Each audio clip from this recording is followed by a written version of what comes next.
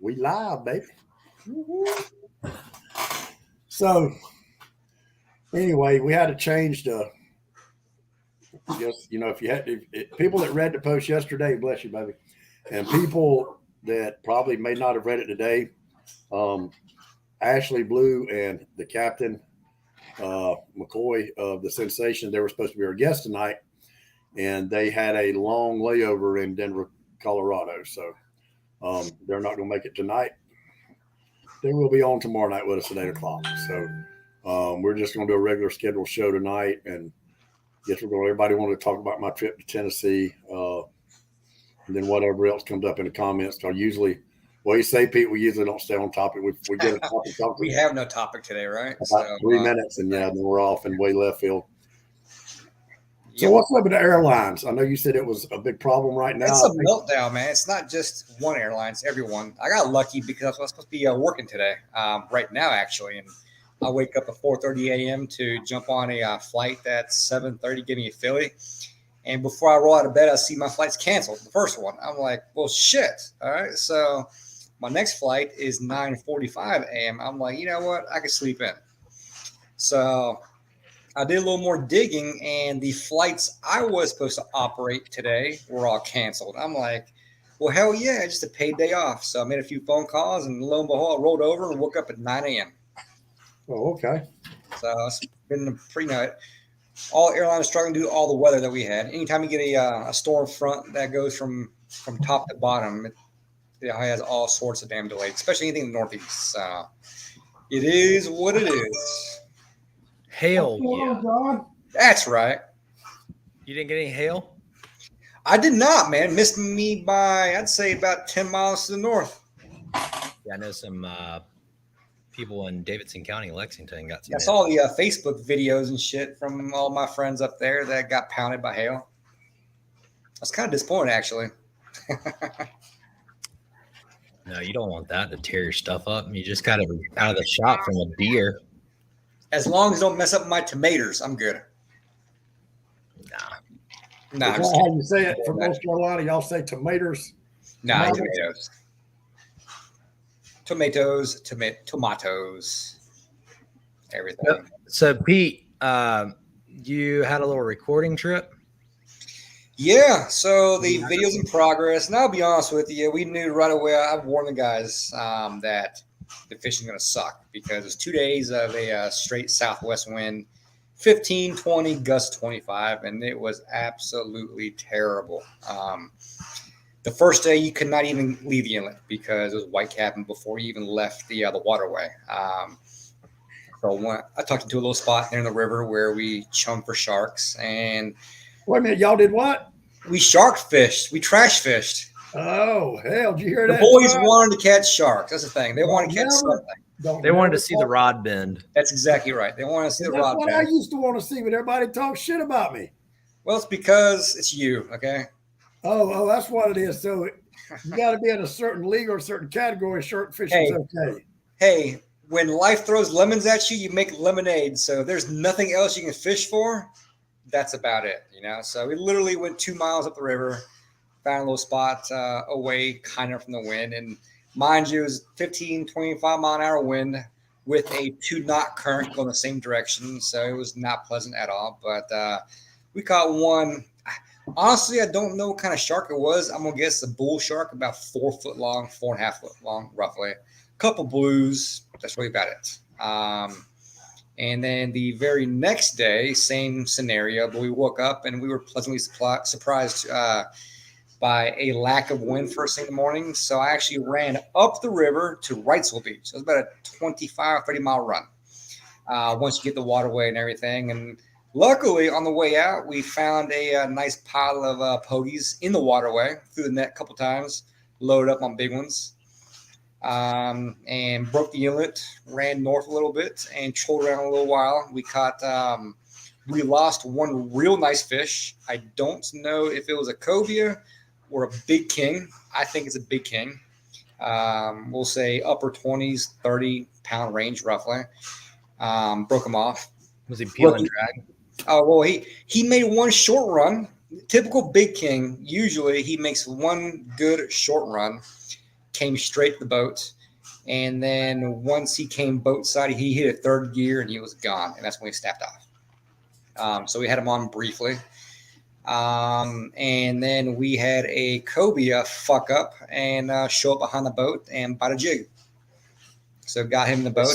Swimming up back behind the. Yeah, no, actually, so we're trolling and Shane actually spotted him out. He's like, "What's that?" I'm like, "That's a, he's like, cobia. I'm looking, and sure enough, it's swimming from front to back. So basically, it's actually swimming right by. And then I don't know if it got a sniff of my little chum bag or just got interested. It made a U-turn and just went right in the prop wash. And I threw a jig right there. I mean, it was not 3 seconds. And he was all over it. And the rest is history. Now, did not know up front if it was a keeper. They're taking video the whole entire time, so I don't want to gaff a small fish and be bad at video. So I struggled a little bit getting him in the boat with lip grippers and that kind of stuff. But once we measured him, he was actually 38 and change. So he was a plenty good to keep. So he made very good dinner on Saturday night, and he made good dinner today too. So Ooh, you eat a kingfish? somehow you missed the conversation. We're talking about cobia. Oh, I'm sorry. Yeah, I was doing something on my phone here, so I'm sorry. Yeah. So yeah. Other than that, and then we caught one nice hammerhead shark. And then the wind picked up to 20, 25 gusts to 30, and it was bad. So we left early. I don't want to hear nothing else. If I ever put a shark on my boat, boy, look at here. I don't want to hear it. Nothing. You gonna intentionally shark fish on a very pretty day? No. I'm just saying. There you go. If it's nasty out, Yeah. then you got permission.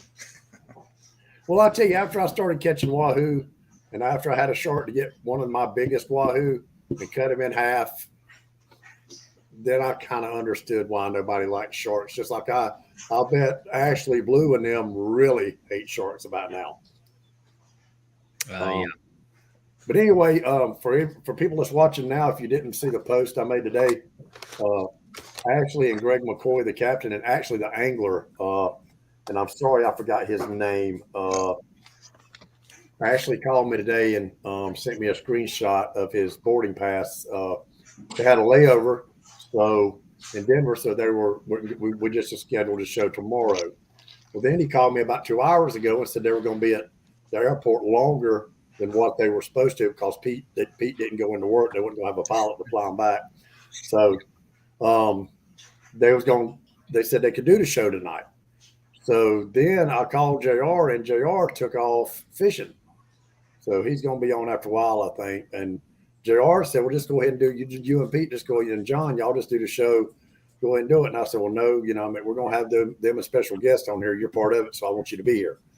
So, but anyway, we've got it set as far as right now. We've got everything set for tomorrow at 8 o'clock. So I'm actually looking forward to that. So that's why they're not on here tonight. So. Gotcha. Daryl, I agree with cool you. I'd rather brim fishing than actually targeting sharks. But you know what? If you're down there and there's nothing else to fish for, it's a great thing to go out there, anchor up, shark fish, and drink beer. That's a fact. And that's all me and JR did. I just started last year. I didn't really – nobody had taken the time really to show me about catching wahoo or tuna or mahi. I didn't – you know what I'm saying? So catching sharks easy. I'm spending $800, $1,000 to go offshore to go fishing. Hell, I want to catch something. I don't care what it is, but yeah. You'll see in the video whenever they make it that the wind was whistling so bad that you couldn't even talk. It was bad. Sounds like. What was you gonna say, John? No, I was gonna say bottom fishing in general. Just if you don't go out there and just smack them, I feel like every time I've ever bottom fished, it's just one after another. Yeah, but you couldn't even get out. You couldn't even get out far enough to really do any kind of decent bottom fishing, could you, Pete? Absolutely not. Could not leave the inlet at all. It was a due south wind, blowing right down the waterway. Just not safely. No, you cannot get it. We turned the corner in the basin there, and it was white caps, and of course pictures don't do it justice, but as far as I could see, he's going out into the ocean. It was 3 to 5 footers right in the waterway. I'm like, no, let's go in the river.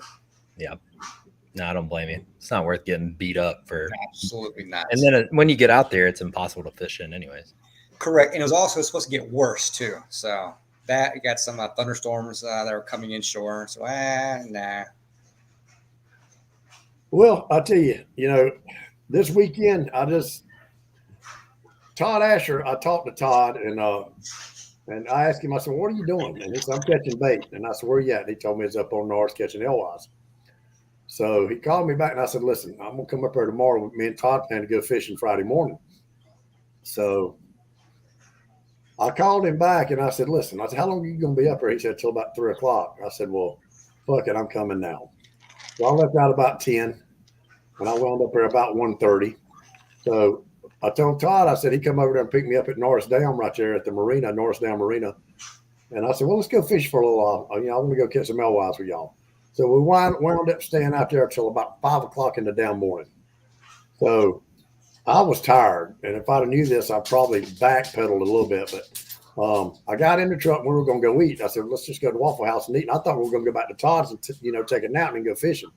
He said, well, Daryl and them, he said, we're ready. He said, Daryl and them's going to be at the boat ramp at 5:00 or 5:30.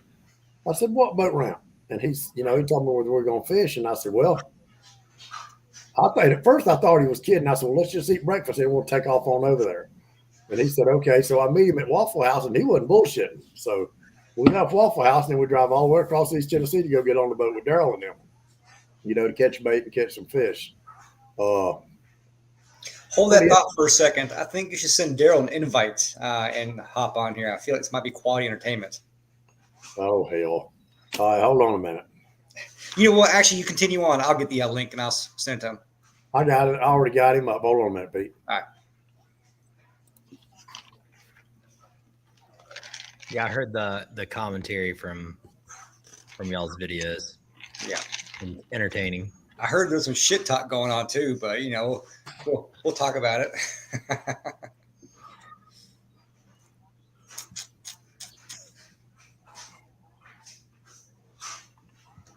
At least they weren't catching the infamous channel striper. Looked like they had some pretty Channel, there you go. Yeah. Full grown channel striper.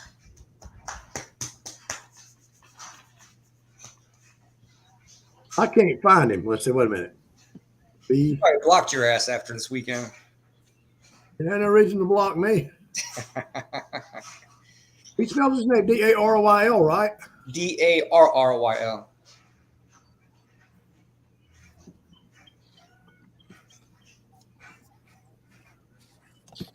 So 36 inches, right, for cobia. Is that correct? Yes, correct. And you can keep 3? It's actually 1 per person, 2 per boat, or I think you can keep up to 4 if you're on a charter. I got you. 4 if you have 4 folks on board. I can't find him, Pete. He's not coming up on my I got search. you. Continue on your story. All right. How do I get back over here? Okay. So anyway, so we went and caught some bait and caught a couple of fish where we were fishing. And so Saturday morning, everybody was betting that I wasn't going to come to the boat ramp. I wouldn't be up. So, oh, hell, he said he's waiting. This is going to be interesting. So anyway, got on the boat. We fished for about 2.5 hours maybe. And then we come to a little school of fish. Of course, y'all seen the video. We had a clusterfuck. I'm trying to catch a 25, 26 pound fish on an extra light striper stealth. And, he's up here hollering, get him out, do this with him, do that with him. You're in current and you can't, we're talking about there again, an extra light striper stealth rod. Fish pretty much did what he wanted to. But anyway, we caught 3 nice fish right there. It was a bam, bam, bam, had triples. So it turned out to be a great trip. I just went up there to hang out with friends. Had been to East Tennessee in almost 2 years, I guess. Since I started saltwater fishing, I just kind of, but I really went up there more or less to hang out with my friends. I like it, but it's still not saltwater fishing. It's just, it don't do it for me no more like saltwater fishing did. I enjoyed being with my friends and hanging out and talking shit. And I enjoyed having Daryl coach me on how to catch a striper in fresh water. That was pretty awesome. So, yeah, I heard there's a lot of shit talking at dinner, huh? Oh God, you ought to heard it. Just like there was at not Clarksville, Hartwell that one time. Yeah. I heard there's a lot of shit talk going on at dinner there. Oh, I've got some video. If he says I can play it, I'll play it. But to hear him and Anthony Johnson, you would think they were married when they were trying to catch that bait. You know, looking at the Garmin Live Panoptics, and Anthony's trying to tell him to go left and go right and bump it here. And he said, God damn, the fish are in the back of the boat. You know, and he said, the bait's in the back of the boat. I can't throw the net off the back of the boat. They're forward, no, over to the left a little bit. And then they're talking about how big the boat is, and it's sliding like a sled. And yeah, I know Daryl. Hey, but you know what? When Daryl gets wind up, you know, I can mute him. JR told me how to do that. Hey, did y'all see what I did to JR last week before he gets on here? Yeah. Mute his ass, right? Hey, He's like, and I've been reading this book titled. And he would have never known it, but y'all kept laughing. And then he's talking about what's so funny. Yeah. What's up, fellas? What's up, Daryl? What's up? We live. We back again. Sorry, we back baby. again. All right, Daryl, tell us about the Yeah, trip. we had a blast. How you showed me how to catch a freshwater striper over 20 pounds. Well, I mean, you said you wanted 20. I got you at 26, and you got to see a couple other really nice fish, so it wasn't too bad a weekend. Easy button. It was fun. We worked for them fish. I didn't know that Daryl had a twin brother and a dang son. Donna. God alive. Have matching shirts there at dinner, and then your son there looks just like you, just maybe, a little shorter. Which Goodness one? gracious. Josh. God almighty. I don't know you boys are tight like that. Well, I mean, are you just mad because I was hanging out with your boy Cody or what? Maybe. I might be a little mad. I might be just a little. Oh, no, hey, he took Todd Asher from me. He's going to try to get Cody from you, too. So you see how he is. It was. Hey, I was just happy to actually have some fish biting in East Tennessee. It's been a tough spring. It's been really tough. So That's it. the So all the rain, rain's helping, right? yeah, they had like 4 inches of rain the week before. So I figured it'd either be the good thing up there is stuff don't get muddy. I mean, it's got to be like. I mean, you could ask Wes. The water was barely even stained, wasn't it, Wes? I mean, Yeah. And I mean, they literally got trenched the week before, or just a few days before we got there. So it was good. It was a nice weekend. You got to see my buddy bust a 44. That fish was actually 49 inches, Pete. Todd said that fish would have been all over 60 in the spring. I don't know about 60, but I'm certain it. I mean, he knows more than I do, but I'm certain it would have been mid 50s. It was like unbelievably. Looked kind of like a big bay fish, to be honest, in freshwater. Nice. Hey, Pete, right quick. See if this sounds familiar. Ashley just texted me this. Not laughing, Ashley. It's not funny, but we just got a notice that says, we're sorry to let you know we've canceled flight UA1417 from Denver to Raleigh-Durham because of a crew-related scheduling disruption. Yep. You can get travel help without standing in line, talk, text, or video chat with a United Airport expert at this link. You can also view other flight options and rebook your flight here.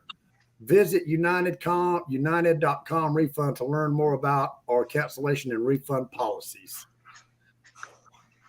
Sounds like his crew timed out. Yep. He's stuck. That's early in the day. Usually you don't have that till like later. But yeah, get you a free hotel out of it. That's their problem. Get a free hotel tonight. Go party. That's right. I'm gonna tell you what, Denver's actually a fairly decent place to actually lay over at if you got to. So, Dater, what's going on with you? Living the dream. I've been editing today, working on videos and stuff. So yeah, and getting ready for the Chicago race this weekend. So I've been licking doorknobs all day trying to get COVID or something so I can not go. But I hear about Jimmy Johnson. Dude, that's crazy, man. I think the that was mother-in-law insane. probably got a little chemical imbalance and went nuts and killed everybody. So that sucks. Sadly, it can happen to any of us. I've always said that. All you are is one chemical mess up in your head, and I ain't talking drug chemicals. Just something goes haywire in you, and you go off your rocker and you start killing people. So hope it don't happen to me. So. Say that. I hope I'm not the recipient of it when I'm out on the boat with Wes one day. Wes, I cannot go Thursday. It's logistically going to be a nightmare on the back end getting back, especially with having to leave. So, Well, I didn't. ask Pete how many times I will turn you down before I show up. Just ask Oh no, Pete. what? We're going on about 18 right now. No, that's fine. When I didn't hear back from you, actually, the guy that owns my local tackle shop, Calyx Outdoors, Al Hannon, Yeah. Al's going with us, so there'll be 3 of us out there. So Good. And I hope y'all catch them. It sounds like you may have some good weather, so that'll be good. Yep.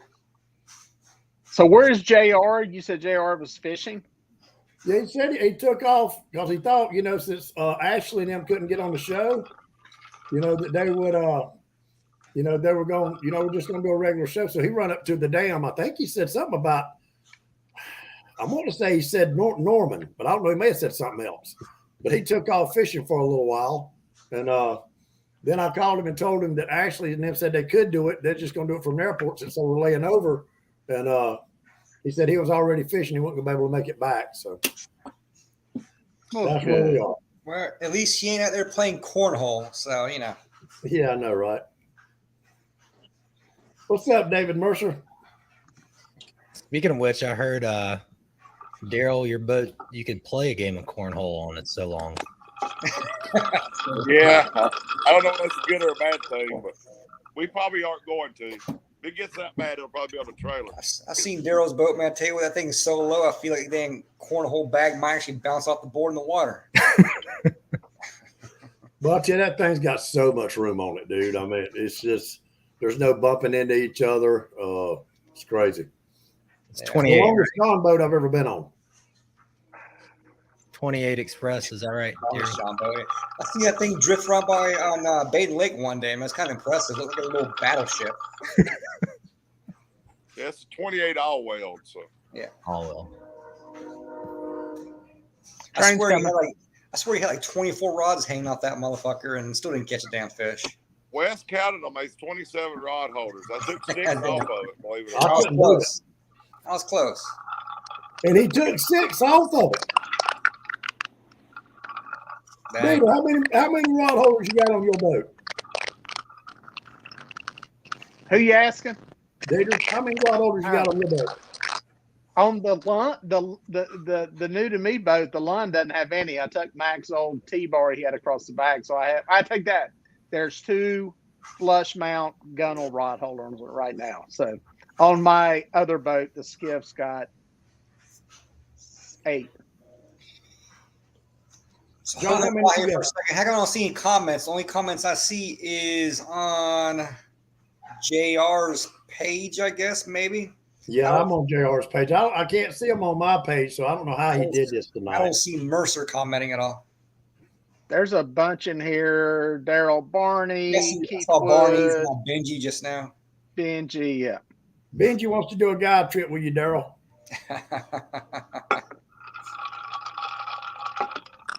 What is that Tell rattling? Benji to come on. We just fished. Oh, okay. I mean, is he gonna be the guide? What's he talking about? He'll probably think he is anyway. And if you let him start drinking liquor on the boat, he will be the guy for a trip Yeah. over. I mean, I don't mind if he drinks, but if he does, I gotta drive. That's cool with me. Sharing is caring. When you coming, Benji? I can't see comments. I don't know how to do that. How do I see that, Wes? Click on comment. Are you on Upper a right, laptop? you have comments and private chat. Click on comment. Where at? Top right hand corner.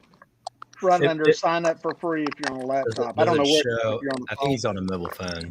Okay. Maybe tough. Yeah, I'm on my phone. I don't see it. Whoever just commented what's happening, Wes, you're showing up Gotcha. as Facebook user, so you're probably watching from my page, so it's not displaying your name. But whoever you are, what's up? Yeah, I found it. Type your name in the comments. So, Dieter, you're out there pounding some catfish, right? Did the I'm starting, it's kind of fun. We're talking about it now, and all of a sudden getting all these Facebook notifications of yours, so crazy how that algorithm works there. But I saw you were playing around with Jello chicken here the other day, right? Did I do it again? Did that video come up already? A couple days ago, maybe. It was just an intro saying you're using it. There it is in the bag. Oh, was it? I think you probably saw a short, one of the YouTube shorts, one of the vertical videos. Yes, I think so. Is that what it was? What? Hold on a minute. What in the hell is that? Fucking crunching sound is killing me. It's Daryl. That is not me, now. That is not me. Oh, what is that crunching sound? I think it's just his It's not me because I'm muted to see. Look, I can mute. It's not me. It's him. Yeah. There you go. It went away. He must be doing something. No, I did go out fishing the other day just to do a little retro with the strawberry Jello because people are just love that stuff so much. So I took it fishing, but it's a bad time to fish right now for catfish because it's the spawn. It's wrapping up, but it's hit or miss. You'll hit a place and you'll catch them, and then it's cricket. So I'm biding my time. That's why I edited all day today and shot stuff. So there you go. I may end up catfishing this weekend. I'm sorry to hear that. What went wrong? Well, for one, I'm going to be at High Rock, and High Rock has about 24 stripers after Pete's last visit. So, yeah, we'll probably be catfishing this weekend. The great thing on High Rock, you can catch crappie, use every one of them for bait for catfish without having to worry about length limits or creel limits or any of that stuff. So that's kind of a cool thing over there. Yeah. High Rock is muddy, right? From the rains. Very muddy. Yeah, the creeks are actually not bad. I drove by Second Creek today, and it was crystal clear at the ramp side. So, yeah. So we're on flat swamp. It doesn't typically get muddy down there. I mean, it has to, or at least where we're at. It will as it goes out. But I know I saw they got, I think it was 1.5 feet below full pond. So I know they're at least letting it out. Yeah. I'm sure Tuckertown is probably loaded with fish back there. I want to go do that again. I haven't fished there in a while, but I don't have a boat that'll get back there right now. Literally, if you want to catch catfish, go to Tillery to the dam and they're jumping in the boat. That's no joke. July is, if you go right on the backside of the dam and throw out any kind of shad. I used to fish a long time ago a floating court because the bottom was so bad up there. But I'm telling you, you'll catch 100 fish up there in a couple hours.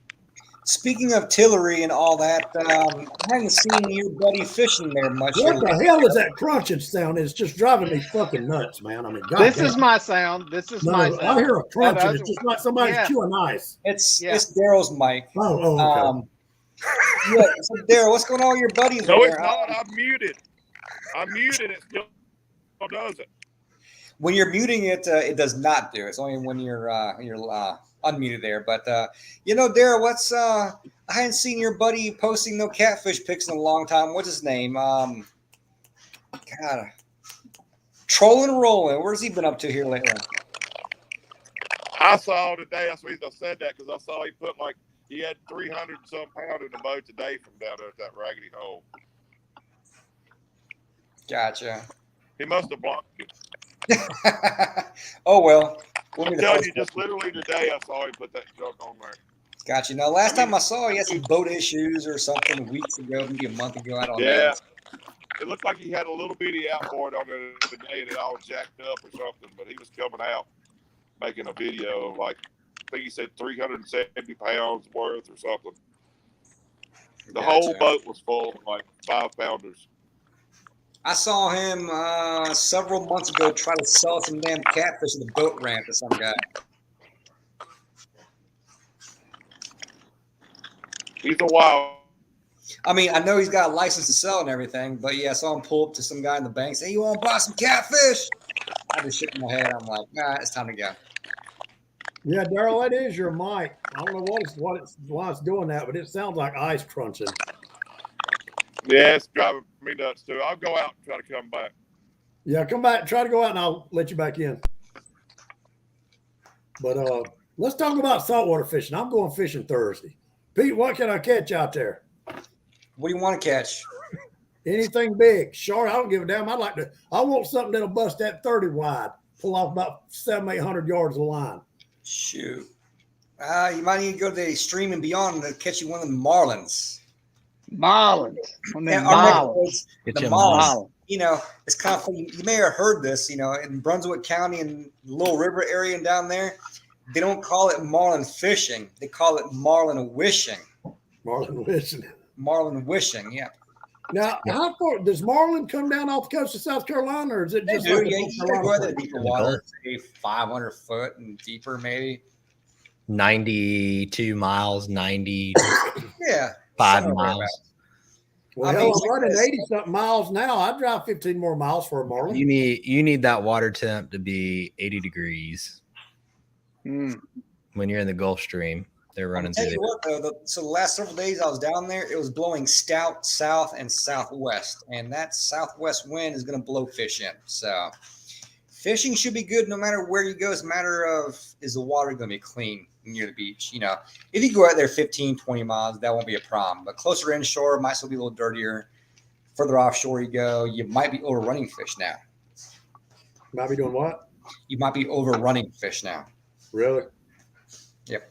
I'm telling Yeah, you, man, big it's Southwest wahoo blow. will dump at 30. We hadn't had a consistent southwest blow in a while until this week. So that's going to change the fishing a lot. Now, why does that particular wind blow fish in?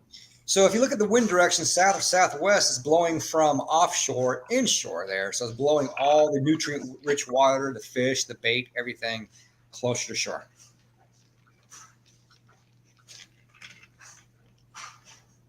I've always heard when the wind's blowing west, fishing's the best, and when it's blowing south, it blows it in their mouth. That's right, Is that better, Wes? Yeah, a lot better, buddy. actually. So it would not surprise me if going to the Tower area would be pretty good this weekend or this week. Take it on out there to the stream, Wes. I am. Take it to the stream. I am. Take it. How to much the gas stream. you got in that boat? 145 gallons. Oh, you got plenty. Wow. Yeah. You got plenty. My little 22 footer holds 115. So, yep. Oh, hold on a minute. I got something I need to show y'all. Y'all go ahead. I'll be right Oh, back. boy. He's got a video. He's got Oh, a video. boy. That's right. Here we go. Oh, shit now.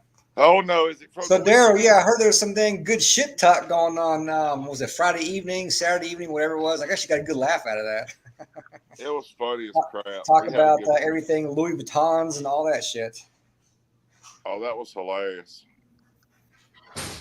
Yeah, Anthony couldn't believe. A couple of them just was like, no. I was like, oh, yeah. It was funny because I met an Asian lady. She sat beside me on the boat, on a plane. I was flying in from Texas, and she just got on the plane giddy, and she was like, do you mind if I tell you about my Louis Vuitton? I got to tell somebody. She flew all the way down there to get it. She stole the thing for $3,400. And I was like, are you sure it's real? Because I saw some posts about authenticating them. And I mean, she went through the next hours was about all the little things to look for. And I'm like, I guess it was something to talk. I mean, we landed. I didn't realize I'd been on the plane that long. So I guess it worked out. But it was Daryl, hilarious. let me tell you, Dieter, and any other person that flies aircraft, give you a pro tip here, okay? Bring some earbuds or headphones and just wear them for the hell of it, okay? Yes. That way people won't Bingo. talk. Yep. People won't talk to you. People, he's 100% right. I put the damn things in and don't even turn them on because people will. I made the mistake one time about 3 flights back, and I had this chatty catty nurse that talked me all the way to Orlando telling me about it. And I was just like, oh, God, so exactly right. Walk on the plane with them in your ears. Yes. So I did that, and when I don't want to talk, I actually got a pair of those bows, the big ones that you can't miss. So that works even better. But to be honest, she was so funny and so giddy, and she was nice. It was just like, even though it wasn't interesting, it was just like hilarious. Like I say, time flew by, so it was good. Gotcha. You made her day. Are y'all ready for the unveiling? Let's see What it. was? Ooh. Mm. Show off. Ain't that pretty? Ooh. Ain't he? Ain't it? Now, Go ahead, give us. I got Go a ahead question and give about us this all the wall. specs, Wes. I got a That question. is sexy. This is a dumb question, but see these holes right here? Mhm. Are them for oil or as far as the gears to breathe? Google. Yeah, I don't know about this. Ask Google. Read the damn instruction manual. Water runoff. I don't think they come with an instruction manual. Actually, this one didn't. I think it's just it comes with those rod mount and screws, and that's it. And that's it. That's all it was with it. Mine have the same holes on the bottom. But anyway, anything that's in the ocean that won't catch, I don't want it on my boat anyway, so I'm good. I'm telling you, a freaking 60-pound wahoo will dump that thing. No, I don't believe it. Yeah, you will. Well, I caught a wahoo 54 pounds last year, and it didn't even come close to dumping a Talica 16. Didn't even come close. It knew who's behind the damn rod and gave up. Oh, I'm telling you, I've been on a boat, and we don't know how big the wahoo was, but we saw it, and it screamed. It dumped to 80 wide, 1,000 yards. It dumped it. It's like any other fish. You get one striper that really runs and will dump a abu, and you get some that are fat and lazy and won't really run. Wahoo's the same exact way. I've had my biggest wahoo I've ever caught or been a part of, I think 86 pounds. That fucker dumped it. I mean, he was gone. Like, we had a dang yell at boats behind us, get the fuck out of the way, in the stream. And 65 same miles out there, you got dang 6 boats around you already, It's like, damn, how do you expect that, You're But in a good spot. yeah, had to yell at boats to get out of the way, and yeah, it dumped us, but we got him. well, that's the way you do in Chesapeake Bay. You don't need a depth finder. You just go where you see 60 boats. You get right in the middle of them. Yep. Hey, Daryl did that live video while we were in Tennessee. 15 minutes later, you could hear 6 outboard fucking motors coming up the river. That ain't no lie. That's a fact. That's funny.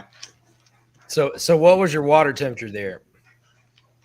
And It how was the deep warm- were you fishing? that time of year, tell him, Daryl, that's the warmest I've ever seen it in Tennessee for that time of year. Tell him what it was, Daryl. Up on the Clinch River, the coolest we saw was 69, and most of it was 70. They run. Wes will tell you this: we started out close to the dam at the boat ramp in 70, and about a mile down, maybe a mile and a half, it was 69. I was like, well, that's wild that it dropped. When we're getting away from where the water runs, there wasn't any water on, but that's how little. They ran it for 2 hours, so I guess that's about the point that it had reached. I know it reached further than that, but it's just. I mean, literally, they're running no water. I've only in the 4 years that I've been fishing the Clinch, every summer, I've never saw it even close to 70, but once, and that was like late August, July. It's usually 65 degrees. It's so bad. I was telling everybody, you could ask Wes. We had to do a extraordinary revival on every fish to get them to kick off, and I told you we saw 5 fish in what, Wes, 3 or 4 mile run back. And Johnson said the next day or yesterday, he said there were dead fish everywhere down through there where people can catch. Why is the water temperature so high? Because it hasn't been unseasonably They're not running, warm. not running no They're water. They haven't running- had no rain. They're running no water, Dieter. So, the only reason it stays low is because where they pull it off the bottom at the dam. So they're literally, they turned it on, the floodgate on like 3 or 4 weeks ago because there was a freshwater drum that was dying everywhere at the dam. And I don't know, I don't think they died due to temperature. I'm certain that they didn't, but I think it was the actual oxygen. And they're not like other fish. They weren't smart enough to get out of there. Like a catfish or a carp, they just stick there. And the rain is the only reason I think the fishing turned on, because they had 4 inches of rain like 4 days before we got there. And So if they just not had the inflow this spring on that side. Tennessee's been in a declared drought for over a month, and before that, they hadn't had any significant rain, like over 1/10 of an inch in 3 months, right there now. Oh, wow. East Tennessee area. It's Dang, I didn't realize that. Yeah, it's been the worst I ever saw. So everywhere. Well, the 4 inches of rain that they got, they were still considered in drought conditions. Even Oh yeah, after 4 it inches still of is rain. now. I mean, because like Lake Norris, if you know how big it is, and I'm sure you do, Dieter, it's still 5 foot low. Oh, wow. So I would Norris assume part of that is because they probably didn't have a good snowfall this winter, so there was no melt, runoff, any of that stuff from any of that stuff in the wintertime to bring it up. So what happened to most of it is they had so much rain, you know, we had such a fall and winter that they pulled all the water through. And then in March, the very end of March, they were laid on I guess they got that contract or agreement to do the winter pool. So it was into March and April before they were actually able to do winter pool. So they pulled the water down then, and it's never recovered because normally that's January, February, you know, and a little bit along. So where they dumped everything out to meet their agreement or whatever, and it was so late that, I mean, over at Loudon, for say, in March, you couldn't even hardly fish the dam, that area, because where you see the 2 or 3 rocks over there, there was 10 rocks that I've never saw there. Oh, wow. I mean, it was a good time to mark, you know, where everything's at, but it was very, very, very low. If Tennessee, if they don't have a hurricane or something this year, that's going to put a system up there that'll stall and dump 10 or 12 inches of rain in 2 or 3 days, they're going to be in a drought the rest of this year. They'll never catch up with just average rainfall. Really? Wow. They won't do it. Wow. That's interesting. I didn't realize it was that bad. That must be Billy Davis is in Key West right now fishing or wherever the heck he's at. So he left. I think somebody said he took his boat down there. He did. He's got the big sea barge down there. Yep. Cool. Yep. Hopefully he has all his teeth, because the last video I seen, he was running offshore somewhere in that thing, and it looked worse than my boat going across there, man. He was getting the hell beat out of it. I wonder if it occurred to him that it would have been cheaper to hire a guide down there than it would be to pull that big ass tub all the way. Wes, let me tell you, got on a story here. I'm going to say about more than 3/4 of the charters in Key West are people that don't know what the fuck they're doing at all. Well, I mean, it's really he's hard literally to down there, though, Pete, in a 26 foot with a 3-degree hull. I mean, it is a flat bottom. It's it's not the sea arc you want to have out there. So yeah, but I don't blame him. I'm going down there next month, not that far. I'm going to Sarasota, but I'm going to carry my boat, because when you look at those charter prices down there, just for near shore base stuff, I mean, they're getting $800-900 for a trip. And what part of Sarasota are you going to? Gonna be right around Sarasota, Bradenton. So I'll be putting Dude, I've actually spent some time there, and I've had a blast. Yep. I don't know if you did some Google searches, but there's places you can fish off the surf there and do pretty good for Spanish and mangrove. I actually caught a limit of gag grouper in Sarasota Bay last year. I think it was by stupid luck. There's some little small reefs in there, and there's actually gag grouper on those things. Yeah. Hit it or miss it. I think 2 years ago, I got into spade fish down there. I'd never caught any of those things, and found out they school up like crazy and are kind of cool to catch. And about 3 summers ago, I spent some time down there in Anna Maria Island and drove down Bradenton and up north there. And it was like every day, morning and evening. I guess it's called the Rod and Reel Pier there in Anna Maria Island. They're very most northern tip, I guess. Yeah. Spanish, man, just cast after cast. They were actually wondering what the hell I was doing, because locals, they were struggling catching Spanish, and every cast with a spoon, I was catching them. You know, mind you, 16, 18 inches. Right. But I tell you what, Wes, we have problems with sharks out here. They have a problem with dolphins over there. Really? Dolphins will steal your damn fish off the hook. Absolutely.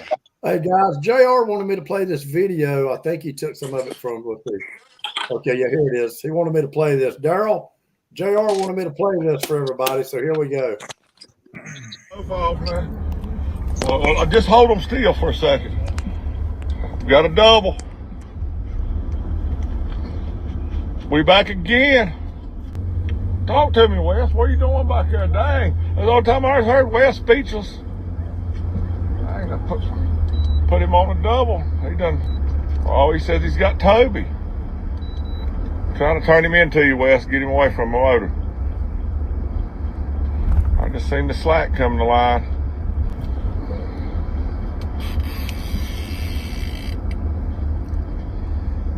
Wes says he's got a giant. I'm trying to turn the trolling motor so it'll be into you. You went the other way. Talk to me now, Wes. What you doing this morning? He said he got old Toby here. Ain't even a down. Can't see no cement. You got to get him on one side or the other and get off that straight off the back. Ain't no net in there. He come up here and he's 10 pounds. I'm gonna be. I don't know what you got going on there. Just pick him straight up. I seen him. Just pick him straight up. That's a good fish. I got you. Oh, yeah, that's a nice fish. Nice in there. Told you that's a big hammer, boy. Got him. In the net. Got him. That's a good fish right there now, I'm telling you. Swing him in here. Ready? Yep. Oh, he 25, maybe 30. Baby. Maybe that fish is 30. Yeah, he's close. I got Wes's personal best. Hey, Lord. At least for today. Oh, that's a dang, that's a toad. That's a That tough. fish ain't never laid out yet. No. Well, I wonder why you're having so much trouble with Gosh, it. you good? We got a triple. Triple. Triple, go get him, Wes. All right, hold on. We got 3 fish on. I'll get this one. Boy, I wish I had my camera holder there, Johnson. Yeah, it got pretty hectic, but Did I hear you say, I don't see no damn concrete? yeah, Oh, boy. he's branching out. Oh, man. Gerald said he'll be on here I tonight. literally ain't fished since I met Todd Asher. I got off the concrete 2 years ago. I don't say I don't ever go, but you know, there's You didn't definitely meet been Todd a- Asher? You took Todd Asher from me, and that still hurts me. But I'm gonna tell you, if you try to take Cody from Pete, boy, Pete might get serious. I mean, We'll Hey, find I out. got a question. I got a question for y'all Tennessee striper fishermen out there, because I've never got, I don't know that I've got an honest answer from people I've asked about out there. Everybody really good catching big stripers out there. Springtime, concrete cowboys, that whole world up in the upper end of these lakes. What happens to these fish in the wintertime? Are they down there in the deeper parts of these lakes? Are they way they'll on go down? setting holes. They'll Why go doesn't setting anybody holes. fish for them then? Is it just too big an area to fish, and it's just easier to fish the river where everything's down into an We area? do. When the water's I that make cold, about 2 trips Wait, every year, Dieter, go ahead, Daryl. in November, and when you find them, you'll find them all. You know what I mean? So, there'll be so many fish that we'll just fish live skipjack. I probably shouldn't tell everything, but we fish live skipjack down maybe 30 or 40 feet, and because there's so many fish, you know, you're eliminating the 20s. You know, not saying that a 20 won't eat 18-inch skipjack, but you know, it's and I've fished it other ways too, but that's there is really good fishing.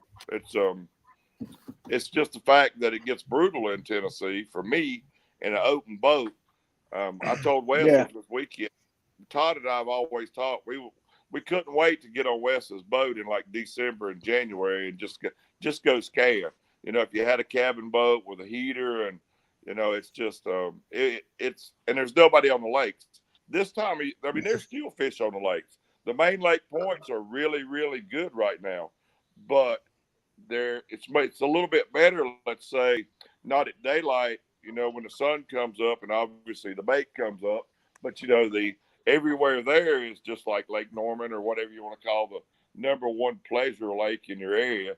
That place is just packed. You literally can't fish it. So there's always fish in the lake. There's always fish in the river. But in the winter, it gets so cold. There's not a lot of fish in the river, at least the 2 or 3 I fish at all. The Clinch and the Tennessee, they move out of. Now, when they turn the floodgates on, like even in the winter, Dieter, those fish will come out of the lake. It may take them a day or two, but it don't matter. They're coming to that floodgate. So, Daryl, let me ask you this. Yeah. All right. So, you know, moving on to Dieter's question there as well.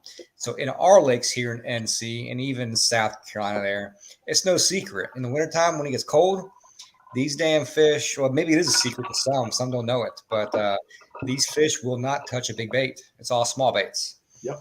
Does that hold true in Tennessee?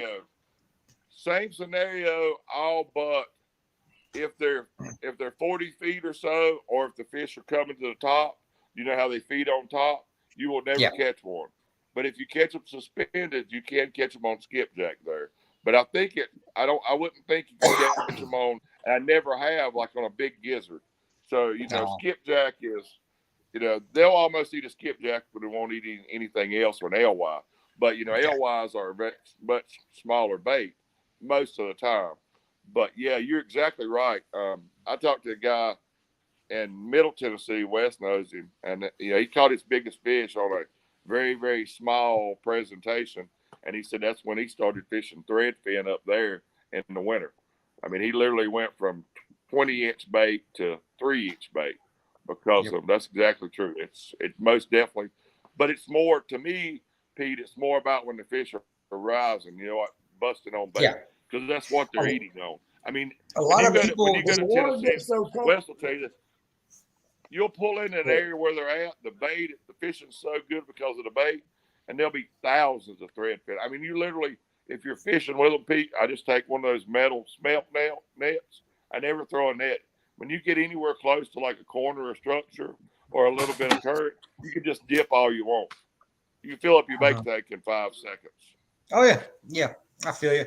A lot of folks just don't get it, man. I mean, our neck of the woods here, like Baden, for example, or Lake Watery is another good one here.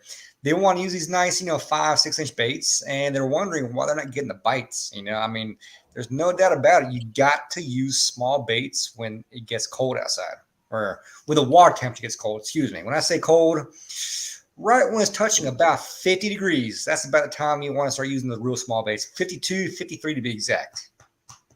Right. So, Daryl, what happens when somebody like Pete, who is an excellent Alabama rig trolling guy, goes to close hangers? We're calling close hangers here. And pulls them things up there. I mean, can you catch fish that way, down rigging for them and running lead core and all that kind of stuff? I don't ever hear of anybody doing it. Everybody's married to the live bait thing out there. How do I spell your name completely out? I forgot.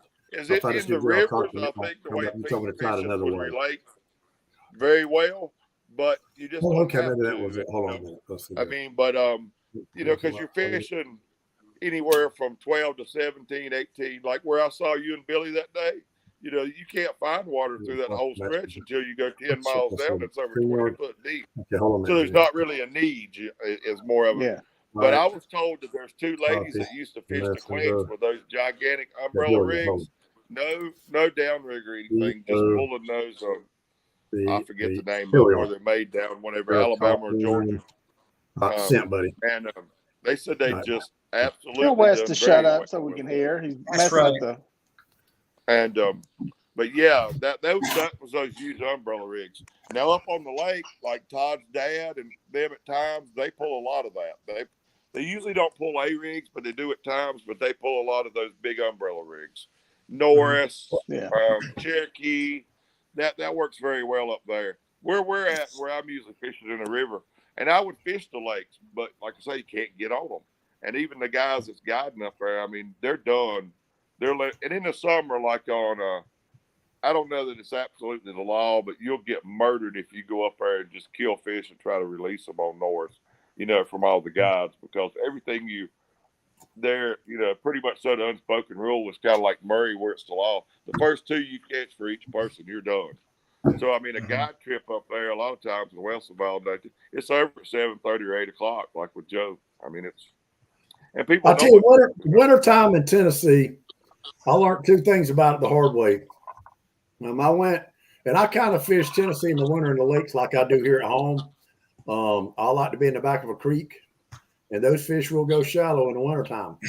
But one of the creeks, and everybody knows about it, so I'm not blowing nothing up, but I fish a creek called Back Creek. Used to be my favorite creek.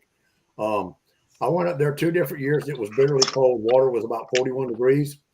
And when it got daylight, there were threadfin floating everywhere. When you have when bait dies like that for the water being that cold, pack your fucking shit up and go home. Because the odds of you catching a fish are like hitting a fucking lottery. I've been on Loudon before when that's happened in January, and even fishing for catfish, man. It's like everybody's full. They're like, screw this. We're going to go lay down and go to sleep somewhere. Yeah. You're wasting your time. when you have a big bait kill like that, a lot of that bait's done floated to the bottom. They're gorging on it. The odds of them hitting your hook is like 1 in a billion. You know, and you know, people always talk about wintertime. When I first started striper fishing, the big thing was the colder it is, the nastier it is, the better they bite. That's a crock of shit. Well, you know, Best time in Tennessee is summertime for me. I've caught two decent fish in the wintertime up there. Every other big fish I've caught in Tennessee was in the summer. I've made a lot of trips up there, spent a lot of money wintertime fishing. And wintertime fishing is very hard because when that water gets a certain temperature, especially in the winter around November, December, when that water temperature starts changing, you don't have just a couple of miles of certain temperatures of water to concentrate on that's cool. You can wind up with hundreds of miles of water that's the same temperature, and those fish can go any fucking where they want to. So people say Tennessee's the easy button. If it is, go do it in the wintertime. All right, Daryl. I'm sure y'all validate the same thing. I've had the same thing happen where they're dying off like that. But there's the other side of that is how about when you have the shad and the alewife spawn up there or any lake, and you can go fish at night or, you know, late evening, first thing in the morning, and you just murder the fish. You fish on top water. There's bait everywhere. You're watching it float, and it's the best time. That's some of the best fishing especially for hybrids. And yeah, but your water conditions are totally different. But your water conditions are totally different. I understand that, but what I'm saying is the fish are still. I've caught fish up there that were still eating, and the only thing I can say, their bellies are completely tight. You know what I mean? It's like they're just packed. So, you know, saying that they're full is, I think it's more related. Do you think to that's? the tip, Let right? me add this dynamic. Let me add this think it's dynamic here. So one thing that I've noticed also is situations like this is when you get a shad kill under a full moon, don't even go fishing that day. Period. When you get a shad kill, I'm not fishing. I've been striper fishing 8 years. I've never caught a fish during a shad kill. I quit doing it. Just, you know, it's a hard lesson to learn. The water conditions are different. It's a lot colder. Fish feed different. They have different feeding patterns when the water's that cold. And they, like Daryl said, you know, you might could do it and go up there and hit the lottery, but I'm not. I don't play the lottery, so I'm not going to waste my time. I ain't talking about the cold water. I'm just talking about the spawn when they all go to die. I mean, that's some of the best fishing you'll ever do. Oh, hey, Joshua Skinner says he would like to know, Dieter, your thoughts on the recent King Cat troubles and the TikTok virtue crusades. I did the picture audio, JR. It's been a great show for an hour. My desktop's not working. I had to jump on my phone. Got a bad I'm getting feedback there. Yeah, I can hear myself. Yeah. We'll fix it, host. How do I do that? I don't know. Go to settings. Not JR out of the group, and it'll fix. Is my audio still bad? Really? Getting feedback. Dang. Feedback. All right. I'm out. I mean, it's like he shows up and it goes to hell in a handbasket no matter what it is. To answer the question that somebody asked, you've got to bring everybody up to speed that's not from the catfish world. It's good drama. It's doing it again. It's called a mix minus in the television world. It's a whiner fest. You got a guy that has a very seeded, sordid past and has just been indicted on some recent charges as of last week, so a couple of felonies.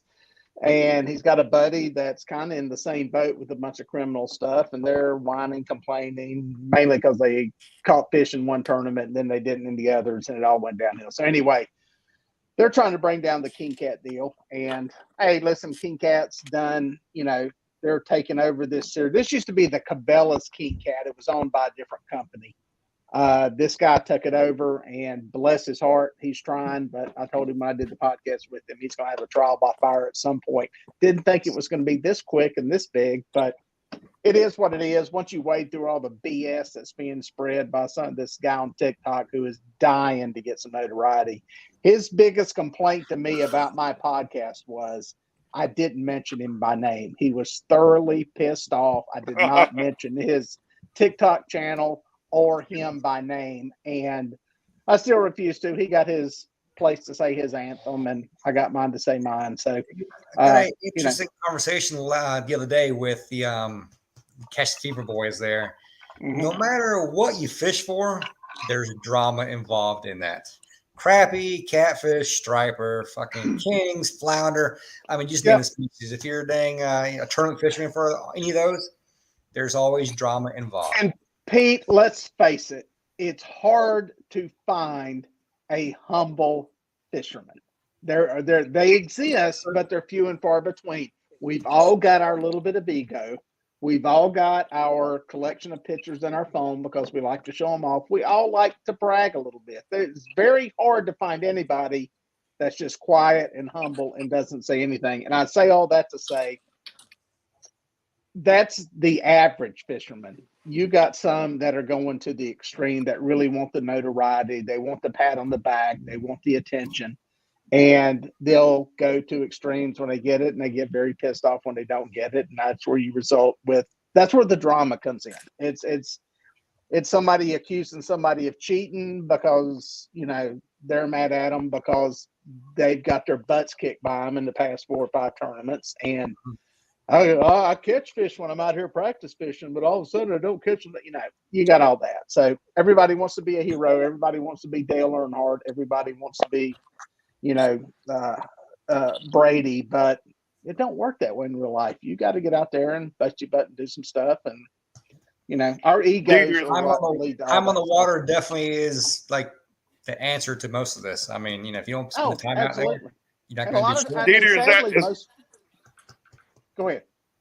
Is that the tournament that used to be the Monster Quest or not? No. This is the guy. They got the sponsorship money from Cabela's back in the day. And it was the same guy, Daryl Van Vector, that ran the Crappie Thon and the Crappie USA tournament, that big nationwide crappie series.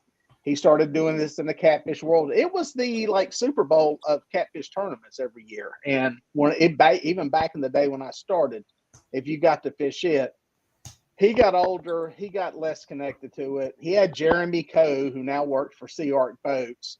Jeremy ran it for a while. Jeremy did a good job. Jeremy's hands were tied in a lot of ways.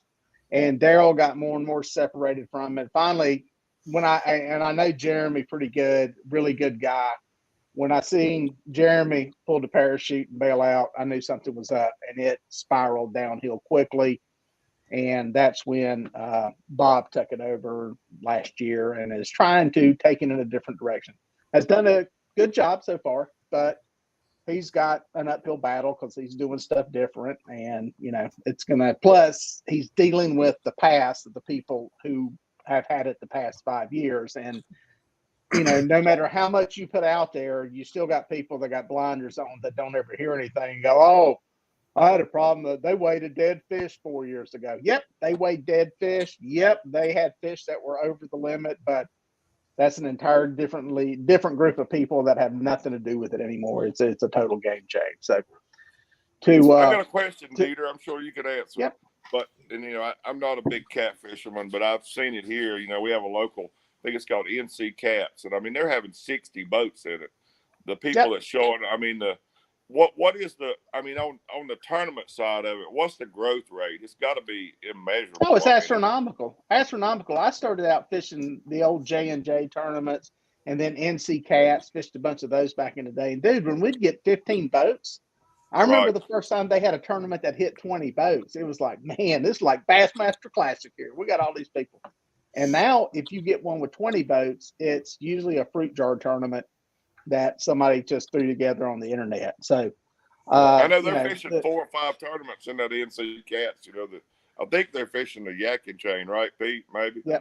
Correct. It's like the amount of participation is just I just got a couple buddies that fish it, and actually one who's won a couple. And I mean, the checks are like they're worth fishing, right? I mean, it's It's really, Oh, really, yeah. really good. I was told by some of those boys that that watch me striper fish around here. That's like, you know what? You stick to your striper. We're glad you don't catfish the Yadkin because you'll steal our money. I've heard that from a lot of the bass guys. I always thought bass tournaments, the local bass tournament series paid good, and they're like, dude, the catfish money is so much better. I think part of that is gambler mentality of these tournaments. Most of them only pay 2 or 3 places, and so it's very top heavy on the money. It's why you'll never see catfishing getting to a professional level because they just don't have the mentality of paying further down the field. Well, But what I noticed the- versus like the Bassmaster is, and it may get there when it blows up, but they're putting the money into the purse, right? I mean, if you look at like these Bassmaster Opens, which I got a couple buddies that fish those, you're talking about a tournament that's bringing in $1 million that's paying out $250,000. Yeah, I mean the that's catfish a world round totally. number, but I mean, it's that bad of. I mean, they're only putting like 25% into the purse. It's unreal, and Yeah, that's not the even counting the sponsor money. That's entry. I mean, the entry fees for the opens are unreal, and there's 9 of them. We were talking about it this weekend actually, and it's like I mean, it's just robbery to the fishermen, to be honest. And I hope I don't see the catfish stuff get The there, catfish right? tournaments are pretty much 100% payback. It's all angler Right. funded. It's like a poker hand. I mean, even the house not taking any. I mean, it's better than Vegas. The house isn't taking any money. You got to figure that. You got to figure that the bass people got there because there's such participation, right? We could take all the money and we still have 100 boats show up, right? Yeah. Or 200. Yeah, a lot of those like bass series, the one that one guy that he runs several of them in the Carolinas. I forget his name. He makes his money on one. He gets money from these travel and tourism bureaus that'll pay him $5,000 to have a tournament on Lake Norman, which is absolute silliness because they'd come to the tournament anyway, and everybody's local. It's not like you're getting any hotel money out of it, and he charges a membership to be a part of the tournament, whatever that is, to fish the series, $50 or whatever year. You've got 1,000 people that may fish all of these tournaments over somebody will fish 1 or 2 of them.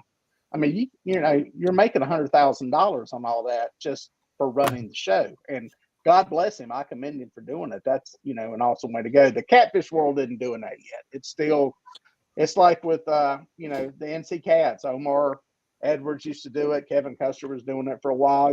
They really didn't promote it. They didn't pitch it out to nobody. They didn't really seek any real sponsorship money. And, they've got a lot of people showing up for it. There's a lot of interest in it. I blame it on all these assholes that are on Facebook and YouTube making fishing videos. Those are the ones that have created the problem. I have noticed these assholes, not Dieter, but the other assholes that make these videos, like they're popular for 6 months and then poof, they vanish. They're gone. Yeah, I mean you got to be in it for the long game. If you're looking for short term money, you ain't gonna make it. I was looking through some of my old stuff today. I was going, oh, wow, I've come a long way. Totally different game than it was 5 years Hey, ago. Daryl, your son here commented, by the way, saying you're gonna be getting you a catfish boat this year. Who's that? Josh. Yeah.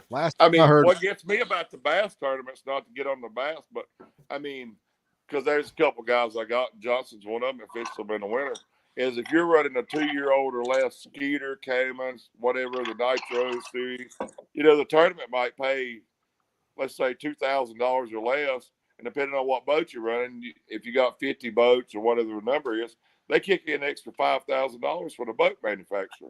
And that's the money that everybody's fishing for. I mean, it's like a $2,000 tournament turns into, I think Camus kicks in $7,500 if there's 50 people in an organized tournament. And it's just unreal, that amount of money. And I mean, the people are winning it, so it's. So I'll tell you, crappie fishing is really starting to heat up as far as big payouts coming, in the last several years. And it's kind of the reason why I've kind of got the live scope coming on my boat right now, because these crappie tournaments, man, they're super competitive, great payouts. And it's like y'all talked about earlier, you get first, second, third through fifth, and then like 6th through 10th, you get some kind of prize package from a sponsor or something, so it's worth fishing just for that. So how you gonna set it up, Pete? You gonna put it on a pole or? I'm putting it on a trolling pole. Yeah, motor? I'm doing the pole Gotcha. thing. You gonna do the one that rotates like with a remote? What's that? Troll motor? No, Or the they pole? make it just for the scope now. Oh no, it'll be by hand. The pole. Gotcha. Oh, I made a whole video about live scope this weekend. Mine's on the trolling motor, but I'm thinking about separating it because I run the old Terry and they don't like it, and buying the remote control one for just a pole. But I don't know how that's going to be running two remotes. You know what I mean? Yeah. Just do it by hand. It'll be easier. Just point one direction and that's it. I mean, I don't claim to be a live scope expert yet, but it seems to me like from what I've been told. Because I use it to catch a lot of bait. So your hands. Yeah, I think your pole is going to be better, but the pole might get in your way too when you throw in the net. Hey, I want to piss somebody off real quick. Oh boy! I just seen a comment here from Jesse. It says, I assume he means I can't get sponsors. I can't get sponsors for my series to pay. Have sponsors given product, but that only goes so far. So here's my question in that. What are you giving the sponsors for being a sponsor? And that's the big issue that I see with a lot of these tournaments. Everybody is sitting there with their hand out wanting crap. Gimme, gimme, gimme. What are you giving them for it? And the problem is most tournaments, bass, crappie, catfish, they ain't doing crap. They just want stuff. And they're doing nothing to promote the people who are sponsoring them and putting money up there. Here's the deal. When you get a sponsor, they want exposure. They don't, and I don't mean just exposure on the banner that's hanging over their head at the tournament, okay? That you may have 100 people that are seeing that, okay? That's worthless when it comes to advertising dollars. You're not getting anything for it. That's where everybody's screwing up in the tournament world that's trying to jump on it. They look at bass. Look what bass is. Look in front of it. So if you want money to get your tournament sponsored, you better be able to show somebody what they're going to get for it. So there's my rant. I got a sponsor about 8 years ago, and he has paid out the ass to fish, and his name is Wesley Rose, HVAC. Me personally, I wouldn't want no sponsor, just like you said, Dieter, because you're obligated. You don't. If you're gonna ask somebody, hey, give me this, give me this, give me this, give me this, what are you gonna give them in return? Just Absolutely. Like Scott Perry. The guy from Clear Boards offered Scott Perry, he wanted him to be pro staff and use his boards. Scott said, I like your boards, but I'm not going to use them because one day I might want to use something else. I don't want to have to use your stuff every time I go fishing or make a video every time I go fishing. Yep, fair enough. Talk about your product. Yep. And some people don't mind doing that. Like I said, Catch the Fever, I became friends with Tony Caton. Tony sent me a lot of rods. He just wanted me to try them. I did not ask for nothing free. I think he sent me the first time he sent me 6 or 8 medium heavy Catch the Fever rods. He said, if you don't mind, just let me know what you think about them and put it on your page. Yeah. I love them. It's all about eyeballs. And I understand the whole thing because there are people I partner with on products and are,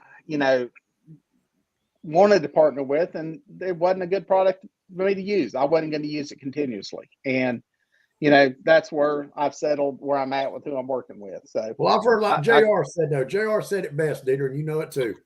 When you got these rods, and I'm not going to say nothing about any particular rod company or badmouth them, but we all know 99% of this shit's Chinese, and most of it comes off Alibaba. We know that. I don't know of anything that's not Chinese. Yeah, exactly. I don't know of anybody using a rod not made in China or Taiwan. So when you get these rods, they're getting these rods, these companies, and not, there's a lot of them's doing it. They're paying so much for a rod if they buy 1,000 of them. They're putting a sticker on them with their name and they're selling them. But it's all about promoting. It's like Catch the Fever. Caleb Page did do a good job of promoting those rods. Yep. Going to fish shows, making videos. Building a brand. It's all about building a brand. Exactly. JR said it best. And that's what it's about, Yep. You got to build. The biggest thing is you've got to build an emotional connection to the people. And that can be done in a lot of ways. But here's the deal, and I say this repeatedly, okay? I've got to deal with Catch the Fever. That's obvious. But I also tell people, and I get these messages from kids, hey, I'm trying to save up my grass cutting money so I can buy a Hellcat. I said, dude, don't buy a damn Hellcat. go buy an ugly stick for $40 and go fishing. You don't need to be wasting your money on that at that point in life. You Yeah. get older, you got disposable income, go buy you one. You'll love it. I say this, nobody's ever got rid of one of these to go back to an ugly stick. My point being, I totally disagree with that. there's a connection to stuff. It may be these colors. It may be, you know, Mad Cat's got all the funky colors and patterns and all that. It may be just the lifestyle that they're selling. Well, since he's froze up, It's like the one I got out here from Ozark Trail. So it's that emotional connection is what they're selling, and the ones that are good are great at it. I put My whole CV. problem- I put CV axles on a 1984 Honda Accord when I was 14 for this lady, just so I could go buy me a pair of Jordans. Like, kids are gonna, they want, you know, when you were a kid, you know, your mom was like, "Son, you don't need those shoes. These cheap ones are the same exact thing." They wanted those Nikes or those Jordans, those British Knights, whatever was, you know, in style at the time. So My problem Cody with all Andrews, he that said is- something about the sponsor stuff here. I'm going to jump on. Cody said, I sponsored the Lake Norman Catfish Tournament Series for a year of 2022 and maybe got 4 to 5 customers at my bait shop. And, you know, depending on what you're selling, okay, if Sea Arc puts me in a boat and runs it for a year and I sell 4, 5, 6 boats because of it, probably not a bad deal for them, especially when they're getting the boat back after a year. When you're selling 4 or 5 customers who bought 2 dozen shad, it's not a good deal. So yeah, you're right. You need something more than that. And that's the tough part. You know, nobody does a good job of promoting. They want the sponsors. They just don't give the sponsors anything for the money. So Well, the thing I That's see, fine. Dieter, on that is you see all these people who are, you know, they're constantly on people for pro staff and they're this and that. And you get a guy, I'll just say it like Catch the Fever, who sends people some rods. And to your point, they never do anything with them. But as soon Yep. as one thing happens, you just got 30 free rods. One thing happens, or you switch to somebody else, something else that you like. And their MO then becomes to absolutely jump the other one. I mean, it pisses me off that people won't just move. If you want to move on, move on. You don't have Sure. to do 14 videos of destroying the people who's tried to support you. absolutely. You know what I mean? It's the worst thing. It's not just Yeah. catfishing, but I mean, it's every type. That is, You're right. I mean, it's just like I think this. just I think move it's on. human You don't- nature. It's like sports. I It's like guess it hobbies. is. I guess it is. No, It's what it is camaraderie. being unappreciated. You're not appreciating what somebody did for you and spent money on you. And then Well, you gotta- that works both ways. You know, they're looking to get their product indoor or marketed by that person. So I mean, that person is doing them a huge favor by accepting the rods. Really, I mean, especially if you're like a content creator that's going to be putting content out there on the reg. You know, you're actually doing them a favor by accepting their rods. I mean, So if You really are. if you're reviewing rods and they ask you to do that, I get that. But when you're actually just, you know, trying to be pro staff, which happens everybody I can line up, everybody can send a letter to, I want to ask to be pro staff. And then you get a few hits and people take care of you. And then, you know, like I say, the first thing or a better deal comes along. You don't just move on. You have to absolutely jump. But they make all this content about this. This could have been bought here for $2 and it's selling. Everybody wants overnight success. Nobody knows this more than Dieter. Dieter knows this more than anybody Right. that And I've that's ever what I'm met. saying. It takes time. It's baby steps. You have to really I'm just you have to saying do in my so personal much for thing, absolutely nothing in return for so long to get. I mean, it's a huge It's a investment. long game. It's a long game. So Yeah, I've had it- opportunities it's to, still- you know, have a lot of products, support a lot of companies, pro staff, whatever you call it. And on several occasions, I've pretty much said no, because I probably won't use your product consistently at all, period. Well, you know, you There's got a only lot been, of there's only these been a guys handful of that- products I've actually used, you know, and I can name a couple of them. But here, just last fall, you know, I'm pretty good friends with Shane. Okay, Shane Walsher. He's with Catch the Fever now. And this is something that'll probably be coming out in the coming year, maybe, I guess. But Catch the Fever is really trying to get into the kingfishing game now. Okay, with their striper stealth rods, and I was actually given 6 Striper Stealth rods, and I was asked one question: could you put these to use king fishing? And I looked at them. I'm like, I can give it a try. Okay, and I will be honest with you, I The like Striper stealth rods. correct. Yes, they are. They awesome. didn't want to use these. For king fishing, for trolling live bait. Yes, Striper Stealth. So I think one So of the videos Kings that we really let me finish. benefit from a more parabolic rod, right, Pete? So you want a rod that's got a limber tip and a good backbone, and the Striper Stealth has got it covered. Now, one of the videos that'll be coming out here at some point is why the Striper Stealth rod, and it's because just what I said: the limber tip, good ass in the rod there, and the real seat as well. I mean, solid metal frame. The reel sits on there perfect. It's great. It has great action on it. It really does. Now, one piece of advice I gave them, which I'm sure everyone in the world has given them, is can you make a shorter rod? And so maybe sometime in the future, I tried to talk them into 6.6, 7, 7.6, but 6.6 for sure. So it might be in the real possibilities, but they got to talk to the right folks to do that at some point. They can get them. It's a matter of MOQ. The Chinese aren't going to build, so you're going to have to order a minimum quantity of 5,000 for a chick. Which weight rod were you thinking was good for the kingfish? Do you remember? Medium and medium heavy, nothing less. Okay, I haven't fished with those, so that might be nothing less than that. Correct. Medium, heavy. When they sent me my Striper rods, I had and Tony called me. I didn't want to put it on Facebook, but I told Tony, I said, buddy, here's the deal. Mike Smedley was really pushing these rods up in Chesapeake Bay. And JR, I know what I'm talking about here. When you're in Chesapeake Bay, you've got hundreds of miles. You can let a fish run till he tires himself out and bring it to the boat. Is Daryl pissing in a cup? I'm right here. Oh, is that what that noise was? Yeah. Sorry to interrupt you, Wes. Go ahead, bud. You fine. But when you're in Tennessee, and I tried them in Tennessee, even the extra heavy, you get a 40-pound fish in current, the Striper Stealth is not the rod you want. I mean, it's just, and it wasn't for that. Like I said, I went back to the Catch the Fever rods. But the thing, the big cat fever was talking about the advertising, to me, there again, you want to be pro staff. You call this company, you call that company, say, hey, I'd like to use your product. I'd like to promote your product. But here's the deal. I see some of these guys on here right now, and I'm not saying I'm a good fisherman, but they're wanting to be promoted and they can't catch a fucking cold. You have to be able to catch fish consistently. It's something you have to do consistently. Yep. It's a trade. If you're not performing and you're not putting fish in that boat with their product, people's looking at it and saying, well, hell, they like it. They're saying building a brand is a trade. It's like it's literally like learning to weld or lay brick or something. Like it takes forever. And then once you finally get your head wrapped around it, then you're like, you know what? I don't want anything from anybody. I've worked hard to build this brand.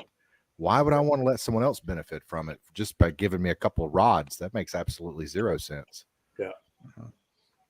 And I'm like Scott. I ain't been pro staffed. I've never asked nobody to be pro staffed for a simple fact. If I get, and y'all know, I'll switch some shit up in a minute. I'll sell some shit in a hot ass minute. I like Amazon's your friend. Try different stuff. So I don't want to get bogged down, like say for instance with Catch the Fever or what's the other one? Those fruity pebble rods. Who is it? Mad Cats. And just say, hey, they have regular rods like Big Cat Fever rods too. But I'm just saying, and use their stuff and. Hell, I might be doing a video or say, hey, every time you fish, you're supposed to do a video. You got to advertise this, you got to advertise that. And I might wake up one morning and say, hell, I don't want to use that shit no more. I want to go to Shakespeare because to me, the ugly stick rod is one of the best rods ever made for the money. Absolutely. I agree with you. Rods, the Tiger Light, the brown rods, I'll put that rod up against anything. There again, nylon reel seat. That's what I like. Talking about reel seats, Dieter, JR, and Daryl, last Pete when he comes back on.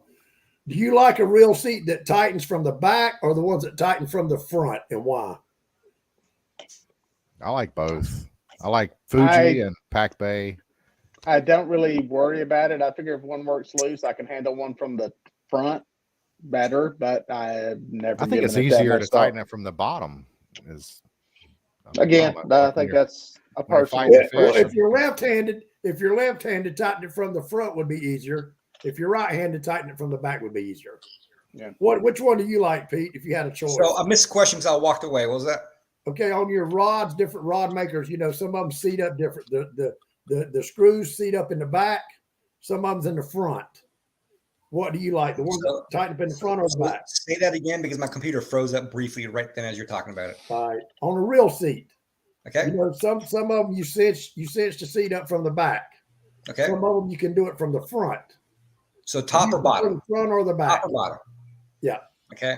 I like from top to bottom. So like JR there is holding, locking it down from the top. Yeah. So for me, it's from the top because the only time I notice that it's loose is when I got the fish on that I absolutely want to catch that day. So for me being right-handed, and I get your point, it could be different for your left, but I can tighten it up while I'm fighting the fish. So mine's on the top. So yeah. Aren't spinning reels typically on the bottom? I ain't never seen a spinning reel with a front seat. Right. They make them. Yeah, so they do make them, Wes. Abu makes them with the round thing that's on top. Yeah. The I Abu's had got a problem that with. I did make a post one time, and Caleb texted me, and I think that's one of the first falling outs we had. I had to tell him to go to hell. But I said something about the real seats on the Catch the Fever rods coming loose, and somebody had commented on there. They said the same thing. They was having trouble with the real seats coming loose, and he said that he's never had that problem. Then Zach Royce chimed in, and I had to let his ass know too. I don't give a damn what you think because you caught 2 world records in the same goddamn day. The State world records. Whatever it was. I said the real seats, I said every one of these rods, I have the real seats come loose. So what I did, I took some fucking seal tight and some vice grips, and I tightened them down until you could actually hear the aluminum cracking and popping. They never came loose no more. That'll work.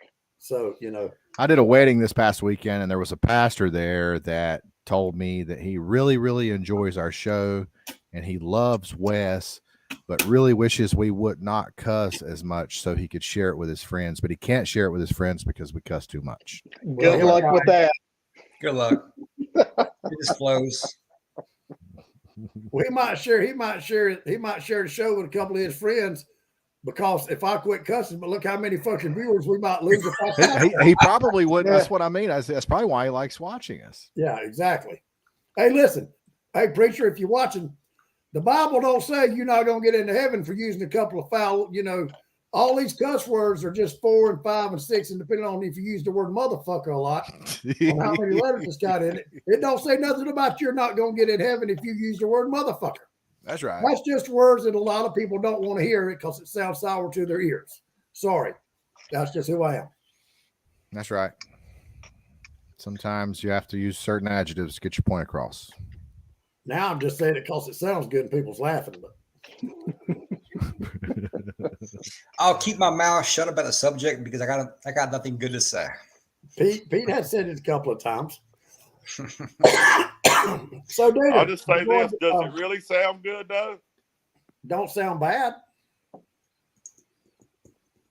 It's real. It's real. It's real. Yeah. And a lot of people don't like real. That's the name of our show. Yeah, real fishermen. Mhm.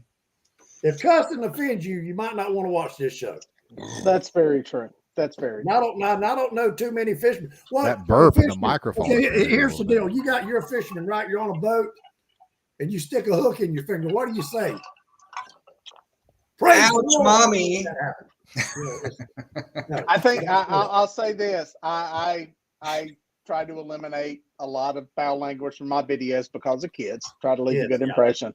But I think if you go back, you may be able to hear one when the catfish fin went through my finger on that video. I think if you listen closely, I think there's 1 or 2 in that video. So, and appropriately so. That is, if you're ever going to let one fly, that's the time for it to happen. So.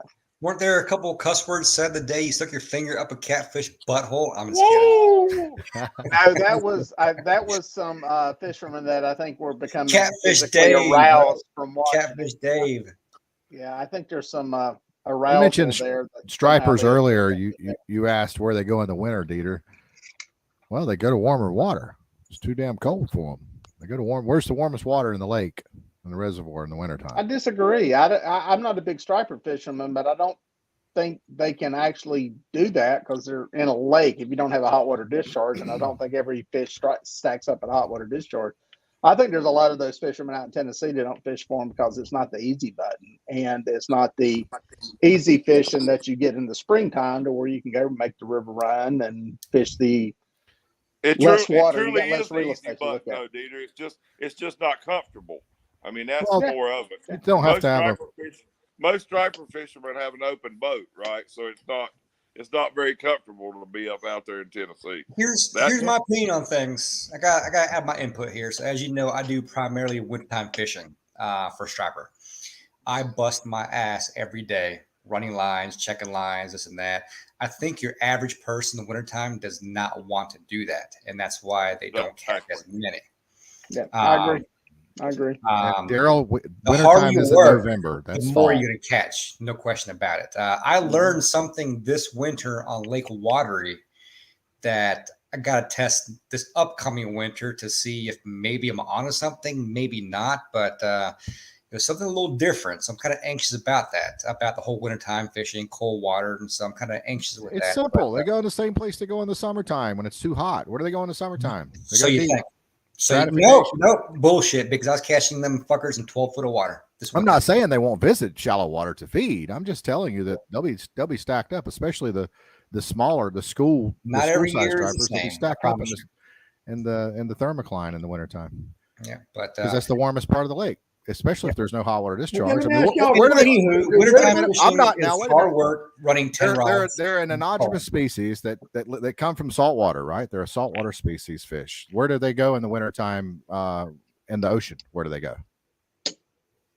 Offshore. They migrate from north to south, correct? They come from like all the way from Nova Scotia to all the way down to North Carolina. So they're doing that to find warmer water, and they're going to do the What are same you thing. gonna do when they're not freshwater biting? lake. You gonna give up, throw your hands in the air, and be like, "Fuck it, time to go home"? No, I I don't. Are you going to keep on working I at it and trying to figure out what they want or what That's they right. don't want or where you're going to go? Or, how deep, how shallow, where to go in that lake? That's it. And people can say what they want to. When that water in the river systems, because see, these fish are saltwater fish, but they're still they're different. They're different, even though they're the same strand. They're the same fish. When that water in the rivers gets to around 41, 42 degrees, you're catching a big striper is going to be like hitting the damn lottery. I mean, they just get so lethargic, they're not going to bite until they find something warmer to feed in. I mean, it's kind of like, listen, think about it. If you're cold and you're fucking freezing to death and you're outside shivering, you're not thinking about eating. You want to get warm. You want to get comfortable before you eat anything. Mm-hmm. Same thing with those fish. Fish want two things. Any fish. Remember this, fellas. Y'all remember this. Fish want two things in life, just like we do. Hang on. They want comfort and food. Oxygen. Oxygen. That comes under comfort. Beer. That comes under comfort. Food. Comfort and food. Oxygen, So what Dieter food, just sex. said, Comfort if you comes look under as far- oxygen. Got it. if you look as far as the winter goes, I fished the week before Christmas in Tennessee because it turned on the floodgates, which was the easy button. But there wasn't any bait up there because it was 46 degrees for the most part. But they related to that oxygen and to that current. Stripers will go to that when it's available. Absolutely, the rougher the better. And the videos are out there. We go the week before Christmas and beat the crap out of them at Fort Loudon because we all got to get the floodgates are on. I called Doug. Doug called somebody. Okay, well the floodgates. Where's that water control. coming from? Where's that water coming from? Like Bottom what part of of the? Yeah, exactly. In the wintertime, that deeper water is going to be your warmest water, correct? Cold water sinks. Yeah. Well, you got to realize that even if it's floodgates, it comes from the bottom before it comes up.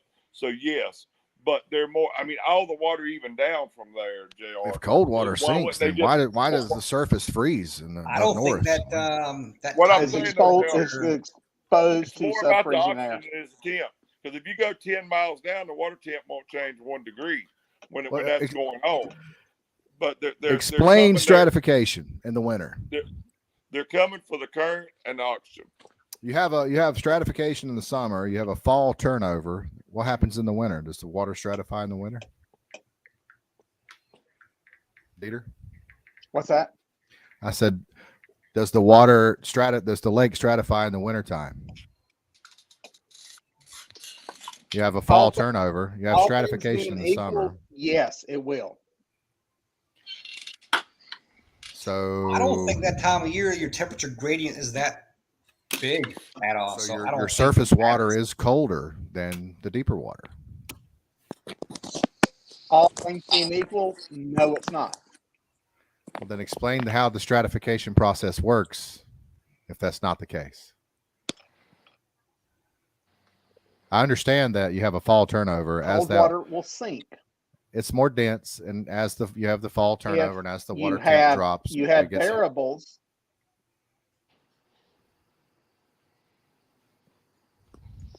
My turn. yeah. I was Are you wondering if done? you were Okay. purposefully pausing. No, I was letting you talk. There are variables that come into play. One's the air temperature and how it affects what's going on the surface. The other variable is what's going on with the water current from flow, dam releases, that kind of thing, and what's going on with the wind, because that affects where those temperatures are in the water column. Yeah, well, if you have a lot of current, you're not going to have any stratification. That's correct. But if your surface temp is going to actually be colder, because yes, I understand that cool water gets more dense in the fall, and you have a fall turnover because that water cools in the fall. It starts to sink until it hits the bottom, and then the water that was on the bottom is now on the top and is turned over. But as in the wintertime, there are again, this is why I say all things being equal, there are density issues with that water, and that can be determined by minerals and other type of biomass content that's in the water that can prohibit it from sinking further than that. So there's that whole thing. What do you call that in the ocean, Pete, where you get that line in the water where like there's a salt density? There's a name for that thing to where it shows up on sonar. It's like boom. I know what you're talking about. Yeah. And that's determined by mineral content and all that. So that's one of those like sort of kind of almost the same thing in freshwater. Okay, what about rivers? Hang on, guys. My truck alarm's going on. Go What shoot him. about rivers? Rivers get churned up a lot. That's the thing with the whole river thing. There's not a lot of stratification, and Exactly. So since JR is gone and not changing subjects here, yeah, I was saying the wintertime, it's a lot harder work fishing than it is in the spring, I guess, as far as trolling, live bait, whatever. I mean, you guys don't troll artificial a lot, man, but you guys don't realize, 8, 10 rods, whatever I troll, constantly checking. You get one fish on, you got to check a couple rods, make a little adjustment here. You got to adjust this rod here because now you got to make sure this one right here don't tangle that one. I mean, it's always constantly something. It really is. To 2 points I want to speak to. One, I want to talk about what JR was talking about while he's gone, because I'll get a chance to speak. To a certain extent, I do agree with him that winter patterns overall are somewhat similar to summer patterns, and the same thing for the fall and spring. To a certain extent, I agree with that. It's, you got the variables coming in. But to the point of what you just said, Pete, I've always wanted to ask you this. Do you consider your love for pulling the artificials and all the juggling act, do you like are you drawn to the technical part of that? So. Because it's not just dropping a live bait and fishing. I think I'm more of a technical, calculated kind of person. So I enjoy the fact that I think it's more the challenge to where if the fish aren't this deep, what do I need to change to target them at this depth kind of thing, right. And I don't think the average person can calculate that, speed, lure, size. I don't change my lure size at all. It's all consistent across the board. I change how far I'll put it out, how close I keep it in, or how fast I go overall. Yeah. That's what I figured, because I'm kind of the same way with catfish of all things. The whole trolling, drifting for them part is a lot more technical. It's a different game than doing the park and prey, as I call it, anchor somewhere and fan cast out rods, and they're either in this depth or they're over here or they're not here at all. So yeah, there's a little more game and finesse to it. I've just noticed that from some of your fishing, it seems to be you're into that part of the game a little bit more. So I'd be curious to what you could do going over to Tennessee in the wintertime, the fall, maybe not the dead of winter, but what you could do over there with some deep water trolling on artificial Cherokee tournament a couple months back, I guess, was my first challenge in Tennessee. First time I've ever been there. And we tried my method there. And I will say, I thought it was pretty successful. I mean, we caught multiple double-digit fish doing that. But shocker, did not catch a single one on. So we fished 3 days. The first 2 days did not catch a single one on the A rig at all until the last day on the tournament day. And I got to give Cody credit for this one right here, because it was my plan on this day to not use a downrigger because everything we're catching was on humps up shallow. We were on the main lake, so we're off a lot of these humps on the main lake. When I say shallow, 15, 18 foot, and I don't like using my downrigger that deep. Now, one big change happened on a day 3, which is tournament day. The sun broke out. And when the sun broke out, that changed everything. And all of our big fish actually came on the A rig on a downrigger, shocking enough. So will it work there? Absolutely. And I think Daryl even said that what I do here more than likely will work good in Cherokee. Now, Cherokee's a different lake compared to some of these others, I guess, in Tennessee. But I kind of need to get you them glide baits like Anthony Johnson's got. I kind of compared Cherokee to Lake Norman because it was a deep, clear lake overall. And so, Cherokee had a lot more structure overall. Even in the river system, Pete, I think what you do would relate a lot. But I think, to your point about you're switching up and the technicality, and Wes will vouch for this. If you fish with us and you fish live bait, and we fish 3 weeks, and you see the changes that we make, whether we're pulling down rods at a certain depth, pulling live bait, or even on the planer boards, and adjusting your weight that you're pulling on that, whether it's on top or whether it's down. We have to do the same thing to consistently catch, numbers. Sometimes you might get into a little bigger fish when you go down rods.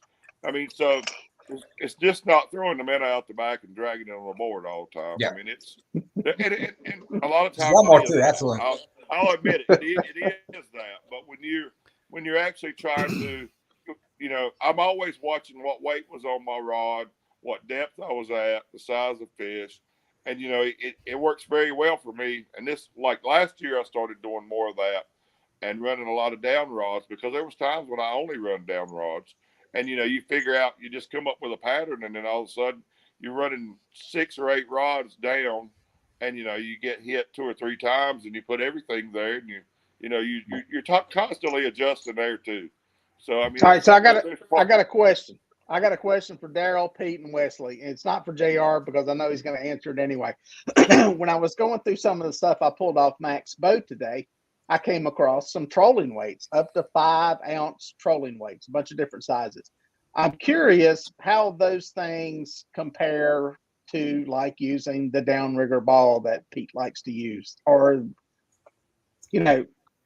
obviously, it's not going to drop it straight down to 40 feet when you're pulling super deep. But what you were saying just a minute ago, Pete, about being hesitant to drop that big ball down there when you're in 18 feet of water, not knowing if you're going to hit a stump or a rock pile. Is there a place for those things in catching stripers? What's your thoughts on it? Not in Tennessee in the river. There's not. So what I do, Dieter, is I pull I don't know what you're talking about. I pull what's called a drift weight or a trolling weight on all my down rods. It's got swivels on both ends. It's kind of torpedo shape. West saw them on my boat. I pull a 3-ounce if I'm running 1.8 to 1 mile an hour. Slower than that, you can get by with a 2 and I'll downsize. But at that, it hangs straight. I can watch it on my graph and see it. It's within a foot or so where I put it on my line counter, and it's 3 ounces straight down. That's exactly how I fish. And when I do that, I run a longer leader. I'll run 5 or 6 foot a leader. And I'm straight off. You don't get any kinks. That's what I think. Yep. That's exactly how we fish, and it works very well. That's I used to pull egg sinkers. I used to pull the ones without the swivels as we started, and I actually that technique come from when we do our drift fishing, either in the floodgates or like the generators, which I don't really fish generators, but that weight also won't get hung up nearly as bad as pulling an egg sinker. So for whatever reason. Where does the cannonball have an advantage, Pete? Where does it move past the trolling weights? So a question I get frequently, and this will kind of sort of lay into the answer to your question here. One frequent question I get, which I actually got today by someone, is how far do I put an A-rig back behind the cannonball? Okay. A lot of guys, their big error trolling artificial is they think they must put it way back there. Okay. When I say way back there, 50 yards and beyond, maybe, I guess, consider that way back there. Yeah. I simply put it 3 pulls of the rod. I place it in the water and I give it 3 long pulls with my rod. So that will equate to about 25 or 30 foot behind the ball. Okay. Now, where the ball has, so what I calculate here is without the ball, that A-rig is roughly running anywhere from 3 to 5 foot down at that range. Okay. So I know that if I put my ball down at 20 feet, my bait is fishing 25 foot. I want to be above it. So what the ball does for my advantage is it helps me. I know exactly where my bait is fishing at that point. Okay. Now, my depth finder will actually mark one of the balls on the right side of the boat, the starboard side. Okay. It will actually mark a line the whole entire time trolling. If I see, and this is when I talk about always working the boat. So I'm always watching my depth finder. If I see a pile of fish at 18 feet, I'm running over there. I'm cranking that damn downrigger up to 15 foot because I know my bait's going to go right through them. Okay. Yeah. And then vice versa. If I see a pile of fish at 40 feet, all of a sudden, I'm dropping that bad boy down to about 30-ish, maybe a little deeper than 30. And that way I know my bait's above them. So that downrigger ball absolutely helps me stay, in contact with those big schools. Yeah. Very cool. Very cool. And that actually, that concept has actually helped me catch and win a lot of tournaments in the wintertime because I mark that pile of fish, I run back there, drop it, boom, double right away, and that last baiting tournament in November only had 2 bites and it was a double. And it was exactly that. I saw a pile of fish at about 35 foot. I was fishing 20 foot. I'm like, oh shit, there they are. Let me drop them. Boom, boom, double up. Only 2 fish I caught all day. What's the guy's name from Team Old School? Mike Smedley. Yes. He they had this website years ago. I don't know if they still do, but they used to make umbrella rigs by hand and umbrella rig trolling weights and everything by hand. And he had these interesting. I started making them myself because they're super easy to make. But you can just take like a 150-pound piece of mono, 200-pound piece of mono, 400. It doesn't matter. Just a thick piece of mono, and crimp a loop in one side, and run like if you want an 8-ounce trolling weight, just run 4 2-ounce egg sinkers on that piece of mono, and then crimp the loop on the other side. Put a swivel on it, and then you have an inline trolling weight that's 8 ounces that will do this. It'll help smooth out as you fluctuate your speed, your umbrella rig or your A rig isn't doing this in the water column so much. It's kind of helping smooth it out because that weight is so malleable. Yeah. What does Mike Smedley do? Is he a guide? Because I watch his YouTube videos. I think he does a good job with those. Is he a fishing guide or just a hard? I'm pretty sure. Yeah, he's a guide, but he goes fishing with guides. I think he has his captain license. He takes clients out himself. He's got a lot of sponsors. Doesn't he live up near Raleigh or something? I think so. Yeah, I thought he did or something. Yeah, I didn't know what he does a good job with his videos and his content. It's some good information that he puts into them. So. Very good. I don't think anybody's better in the striper world on YouTube. Yep. He's the best. Yep. Until Pete starts making videos, and I won't. Then maybe I ain't got time for it. I stay way too busy. I considered it a long time ago, man, but I just don't have the time or patience to sit down and edit stuff at all. I just don't. That's where I go wrong with that. If you talk to my wife and my kids earlier today, you would find out I didn't have the patience to sit down and edit either because I was in one of those damn moods trying to get something done. So yeah, I understand that completely. Yeah, I feel you, Peter. I mean, I went fishing Y'all, today. Have y'all heard I the just story don't. I behind can't do it no more. I can't hang. What the editing, the videos? Yes. Screw that. Yeah. I actually got a GoPro video way back when, GoPro camera, excuse me. I swear I turned that thing on 3 times. That's it. It's still sitting in a damn box here somewhere in my storage unit. Yeah. I truly love it when it's going good and the creative flow is there and I'm on point. I love it. I can do it for hours, but some days it's a little bit of a struggle. The thing is though, there's a lot of cool stories. That's why I want to go fishing with Wes. I want to film something with JR. I want to film something with Pete. Daryl, I may even fish with you if you'll ever have me on the boat. I think there's some cool stories out there to be told that don't get told. I think JR probably does as much crap as I give him for stuff.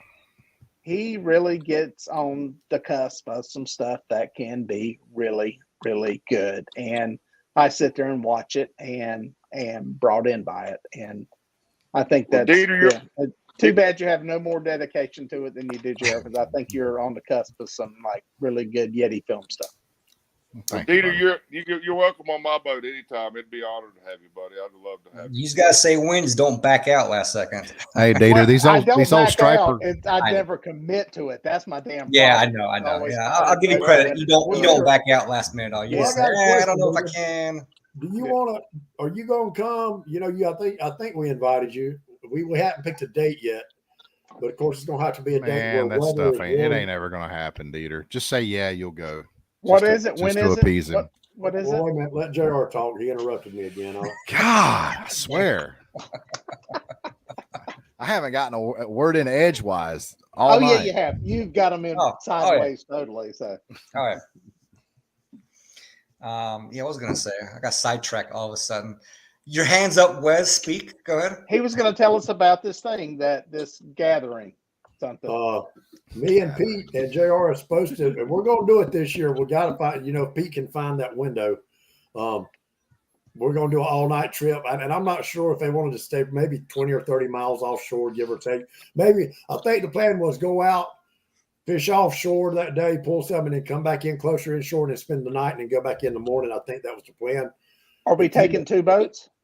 No, just one. You know what? We can do 2 boats, and that sounds like a good idea too. I like that idea. I like that idea. I think that's a very safe way. I could always get 3 people easily on my boat. So absolutely. I think that'd be a safe way to do that. But the problem is, though, I'm not running in Southport. I'm not going way down south to Little River fishing down there, and I'm sure you don't want to come all the way to the Tower area to fish there. So we got to meet somewhere in the middle. Well, I've fished a tower before, but yeah, I'm not, just to do an overnight trip. No, I wouldn't want to run that far. Which boat was that in the big rock that got struck by lightning? I would hate to get struck by lightning out there. We'll know better than that. We won't go in the days like that for sure. They say they got struck by lightning.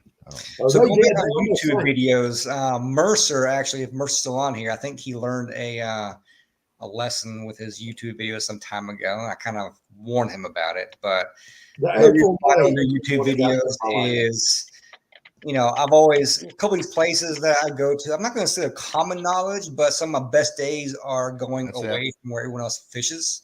And so therefore he posted a video and now everyone knows where you're fishing at. And so Mercer, when he first started fishing for hybrids on Lake Norman, he posted videos right away. And then he's like, what the fuck? There's 6 boats here today fishing this area. I was there by myself. I'm like, well, I think I called him a dumbass one time. I said, sorry, Mercer, but I told him, he's like, dumbass. You post YouTube videos on a damn public page, you're going to get that shit, And so I think from that point forward, he delayed his videos a couple weeks. Yeah, you got a lot of fishermen out there that don't do nothing. They're not going to try to find shit. They're going to sit on Facebook.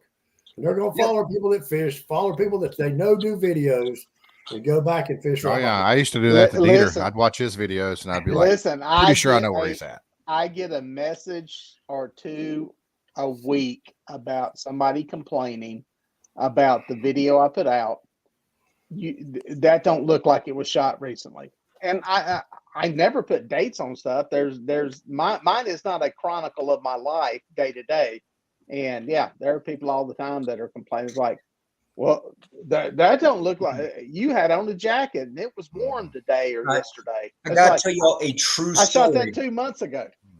I gotta tell y'all a true story. Okay, so I've only fished Lake Hickory, I think 3 or 4 times in my entire life. Okay, one time was I'm gonna say a fall winter day with a buddy who's no longer around here, but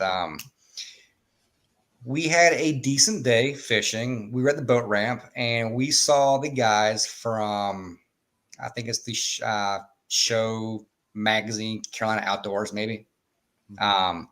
They actually were at the ramp. We see Carolina Sportsman, maybe. I have no idea what it was, but it was at Lake Hickory, and they may still be around. But it was a pretty, and this is why I don't have respect for the guy on Lake Norman. To say it's a guy that's pretty popular at Lake Norman. I'm not gonna say any names on the show here, but I saw them jump on coveralls. No, it was summertime actually. They jumped on coveralls, and they actually went to the dam and took photos of some striper in front of the dam. And then they came back, took their coveralls off, and left. And we're like, interesting, whatever. And then lo and behold, we seen a magazine, come up with them in the picture in coveralls. And I'm like, I'm pretty damn sure I saw them take that damn photo. And from that day forward, I'm like, all right, this is shady shit. So yeah. Pete, it's not. Listen, it's not shady. Okay, because I was sitting there going, "Oh God, that was me," and they said coveralls. Like, no, I didn't have on coveralls that day. It's actually the way it works in the industry. I have done these rider shoots with sports riders, and you catch a fish, and get your shots, whatever, and then it's like, we want to put them trees behind you because the trees are bare. This is going to be for winter cover. And then it's like, all right, put on, it's like 26 degrees. All right, put on that short sleeve shirt for just a minute. Put the blue sky behind you, and you turn over here and you do a shot. You take the toboggan off and put on a visor. Yeah, so like you do the summer shot. So. This was late summer, early fall, and I think the title was "Wintertime Hickory Striper Fishing."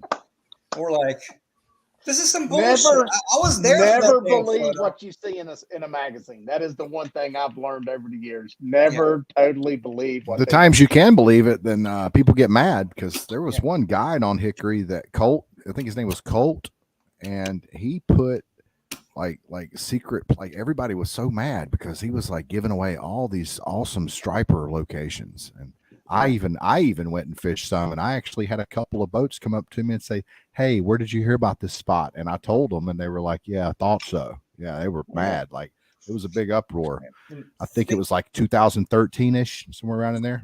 Yeah, back in the day, there was a guy, Tom Higgins. Any of y'all that ever read The Observer in Charlotte, he was their outdoor writer. And Tom would always call me for stuff. And he's written books about Dale Earnhardt and Terry Labonte and all these NASCAR guys. And something about a fish I caught, he wrote the thing, and I read it. And I was like, I called him. He called me, said, "What you think about that article?" I said, "That's good, Tom." I said, that fish, I think it only weighed 45 pounds, and you put it in there, it was 55. And he said, "Listen, man," he said, "don't ever let the truth get in the way of a good story." God rest your soul there, Tom. God love you, man. He's a good guy. Yeah. Yeah. Thinking back, that photo, I think, was taken in 2004, 2005, somewhere thereabouts. So it was, light years ago, but still, we're like, what the fuck was this? Yeah. Well, I absolutely loved Carolina Sportsman. That's the best magazine out there. And if it was the Carolina Sportsman, Outdoors, then they get a pass. Outdoors, name of it. Okay, screw them then. Is Game and Fish still around? The old Game and Fish publication? I'm pretty sure it hadn't been that long since I've seen an issue at Walmart or somewhere. So I hadn't seen. Sure. I was on a couple of those covers, and I don't even know if they're. I know they. Dieter, you've been in several issues of different magazines. I know you've been Carolina Sportsman more than once, right? Yeah, a couple of those. Yep. So I got them buried out here in a box somewhere. But they're always. It's always interesting how they spin the story to make it work. Have you guys seen his Carolina Sportsman? I think I saw the one with the catfish from Wiley way back when that was impossible to catch blue that big, right? Something like that. Here's the thing: where it was caught and what story it's tied to. may or may not be It the was with same. Jeff Manning. Was it Jeff that caught the fish and you took the photo or something like that? I don't know. There was Jeff caught a fish that I took a picture of. Yeah, that was another one. But yeah, a lot of times these guys, these sports writers, they're all freelance guys that do this stuff. And when they go fishing with you, they try to get a lot of content for a lot of different stories and articles. And you know, they get extra money if they get a cover photo. So if you catch a big fish, you'll spend 15, 20 minutes standing there with it to get a cover shot because they get extra money for that. So you're shooting all these vertical things and all that, but they stockpile that stuff and try to make it as generic as possible, different seasons, all that kind of stuff. So let's see our plug. There's my son with his big 60 off of Wateree. I see that one. That's pretty cool. Have y'all ever heard of a magazine called Carolina Fish and Hunt? No. Nope. Oh, wait a minute. Is this the one that is like a newsprint publication and every article in it is like quotes from fishing guides in the area? And it's around North Carolina and South Carolina, mostly South Carolina. It's loaded with like per lake articles. There'll be a fishing article on a bass fishing, thing about Lake Hartwell, and they'll have a bunch of guys from down there and stuff. See this article? I don't know if y'all can see what it says. Don't cry for sensation, Big Rock fans. Dude, they have blasted. That magazine has. If I was him, I believe I'd sue them motherfuckers. You talking about getting blasted on a website page? They blasted. Wasn't there a fish like recent? I need to touch up on all this stuff since Wes went out of his way to get. We're getting like this famous person on our podcast. That is a good find, dude. That is really a good find, Wes. I commend you on that. But wasn't there a fish weighed in like a few years ago that was torn up way worse, and they didn't disqualify them? There was one that was dragged in beside the boat after it was caught. It had already been boated. It was dragged in because I think they couldn't get it inside the boat. Well, that's what these guys should have done. Well, no, here's the deal with that. The name of that team was Top Dog, and there again, I don't know facts. This is what I've heard. And I didn't hear this from Ashley Blue or Captain McCoy. I've heard it from other people and other comments. They never did prove, and this is going to be one of the gripes, I think. Top Dog did not prove. They did not have no video to show that fish was landed without any marks. Right. I mean, that's what I was saying. All they had to do was say, okay, they're probably going to disqualify this guy, so let's throw it in the water, tail wrap it, and pull it back, and let's say the exhaust tore it up or the water tore it up or whatever. And everybody says, well, yeah, that boat was caught legally, and then it happened because they was dragging it on the side of the boat. A shark hit it, blah, blah, blah. First of all, it's hard and I don't know how fast they were running for a shark to chase that fish down and hit it with his tail hanging off the back. I don't know. Exhaust, I don't know. But my thing is, they did not have no video. From my understanding, no video was ever shown on Big Rock that fish was caught, boat, and got to the boat without any marks on it. So that's another. I'll save all my comments and questions until they're on here tomorrow because I do have some questions for them. So you are coming on, right? I'm planning to, yeah. I was hoping to do it tonight, but I should be able to tomorrow. Yeah, I think it's awesome that you got them, and I think they really should be commended for coming on here. That's awesome, dude. Yeah. Well, I've been looking forward to it. Like I said, I've already got me a spot on the Sensation next year for that tournament. Do you now? I really do, yeah. If they need a camera guy, just let me know. I'm not buying the share, but if they need a camera guy, let me know. Oh no, my share is paid for. You know how much mouth I got on me. Yeah, right. It really is. Fish on the Sensation, or you gonna fish the whole tournament, or just a day, or how's it gonna work?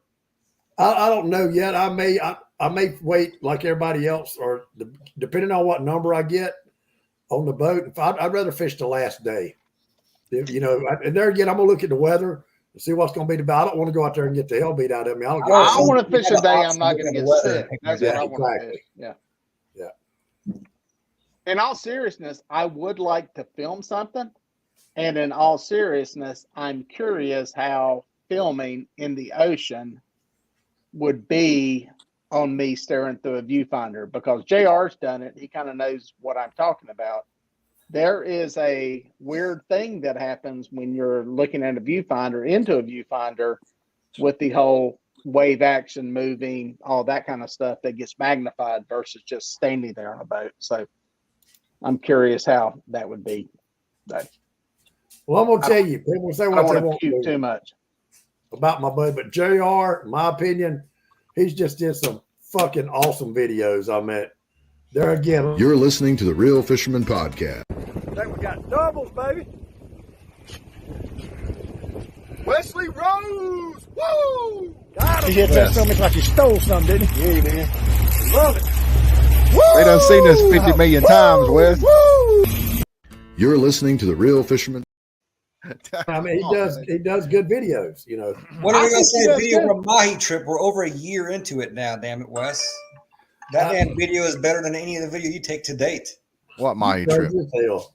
Oh, yeah. So you don't even remember it because The there thing that wasn't a amazes video. me is Hey, JR gets some really good Yeah, we got sound. Mahi on that trip. I got Wahoo on my trip, baby. Wes Totally is different. goddamn selective memory. That's his problem. Yeah, Selective hang on a memory. second, guys. Dieter was about to give me a compliment. Hang on. Go ahead, Dieter. You get the thing that gets me. You're missing the link. You get this sound bites, and I'm like, oh, this is gonna be good. Oh, this is gonna be. And then you go a little bit of editing stuff, and I think your stuff is like Yeti Films, man. I mean, it's like it actually. And I said this from the beginning when I started my channel. There's stuff you did, and I still go back to that time when you put a GoPro camera on a float or something out there, and you rode the boat around it. I don't even On know a if you buoy. remember that. That was a buoy. I was like, dude, that's a great shot. I mean, that's I remember good that. stuff. Yeah, Mhm. that's good stuff. And it's like some of the stuff you get on the boat with some of the sound bites. I'm like, that's the kind of crap that nobody does. That is the kind of stuff that when I want to watch a video, it's going to captivate me and suck me in. I don't give a crap about catching fish. I mean, it's great if you catch some, you can make it into something. The bottom line is the stuff that captivates people, that sells what we were talking about an hour ago about just the whole lifestyle. Yeah. Is those sound bites and that stuff you see. And I think you do a good job with capturing that stuff. It's funny And that I'm you telling say you, that. You're that damn close to like turning something into something that is like, you know, you're going to have whoever come to you and go make us a movie. So, I mean, it's because it motivates me to try to get that. So there you go. Thank you, buddy. There's a There's- shot from John Longest in the garage. That's a nice car. Look at that. My most successful fishing video on YouTube is a fishing video that we only caught one little 10-pound striper, just one fish. The whole video. It was like a 15-minute video. There was one little tiny fish caught, and it's my best video. Well, congratulations. My best one is kind of damn not. So there you go. What does that tell you? So, well, I've been listening. Sorry, I had to put the kids to bed. But what do you use to edit your videos? What does that tell us right there? That John said he's been listening, but his kids went to sleep while listening to this whole podcast. So that's great. That's great. That says something. One of my Dieter daughters is uses- like, when are you going to hang up on your fishing friends? It's like Adobe. AirPod in. So what are you guys using to record and edit? Tell them what you use, Dieter. Adobe Premiere Pro, probably. No, I shoot the majority of the stuff that you see on my boat is shot on GoPro cameras. Pretty much all of it. The sexy B-roll I shoot on a Canon R5. The stuff I do in the studio, not today because everything's coming off the laptop. But the stuff you see me sitting in front of all this stuff, it's shot on the Canon C300 Mark II, and then it's edited in Final Cut Pro 10X, whatever you want to call it. So that's where I cut everything. So we use a Mac. How do you think that Mark II Animax. compares to that's the Canon, right? Is Yeah. that the Canon? Now there's a Sony equivalent to that. Do you think the Mark II is better? Are you than talking about like the Sony? FX379, all that whole world? Yeah, whatever that is. Yeah, because we use those a lot doing stuff for NASCAR because they've got a bunch of them, and those are great cameras. The color quality, I'm gonna bore people to death here. This is what the kids needed to hear to go to sleep there, John. The color science is wonderful on that. navigating the menus in those Sony cameras is a pain in the butt. They're not user friendly for doing stuff. So the bottom line is Canon shoots S-Log, or Sony shoots S-Log, Canon shoots C-Log. You can make them all look the same if you're taking time to make something look great. So it's really a user friendly kind of whatever works best for you is the best one to go with, in my opinion. People get into the geek arguments about that, and I got camera friends that do that, and it's like, what is most ergonomically friendly for you so you can capture the shot? You don't want to be sitting there fiddling with a whole bunch of crap while, oh, there comes the fish over the gunnel, and wait a minute. Okay, I'm in the right mode. Oh, he's already in the boat. You don't want to miss crap, so you need something that's going to work along the way. But universally, don't you think? While I got y'all gurus, GoPro, What was that? on a budget, what would be the best like to put on the boat to just get some Sorry, John. like content? GoPro. I'm sorry. Oh, a I'm sorry, GoPro. I For missed the that. average person, a GoPro is hard to beat. I mean, honestly, if you have no money, just use your phone. The problem with the phone is you drop it into the lake or the river, you're out $1,200, $1,400. A GoPro, you're out $300. What were you saying, John Doe? You had a good question. No, I was gonna say, don't you think GoPro is probably the most user friendly, easy to Absolutely. use, and Absolutely. if even if you're not like Mike Smedley, right? He's one of the biggest YouTuber striper fishermen Sure. out there that gets the most views on all his videos. If you look on his boat, he's got 4 GoPros, right? Sure. And he probably does have a DSLR on there, Mhm. a camera guy recording on some of his stuff now. But starting out, if you look at some of his older stuff, it's GoPro footage, and I think now you can get 4K wide angle. And to me, I haven't gotten. I hate video editing. I have found there's a service that you can send your footage, and they'll edit the footage for you, and it's like $50. And I really want to try it. Which I had is to make- crazy. I had Crazy to make an intro video because I was going Yeah. to start a YouTube channel, and the intro video, like what they did for $50, it would take me 3-4 days, and it would nowhere near be. I think What is it? Fiverr? Yeah, Fiverr.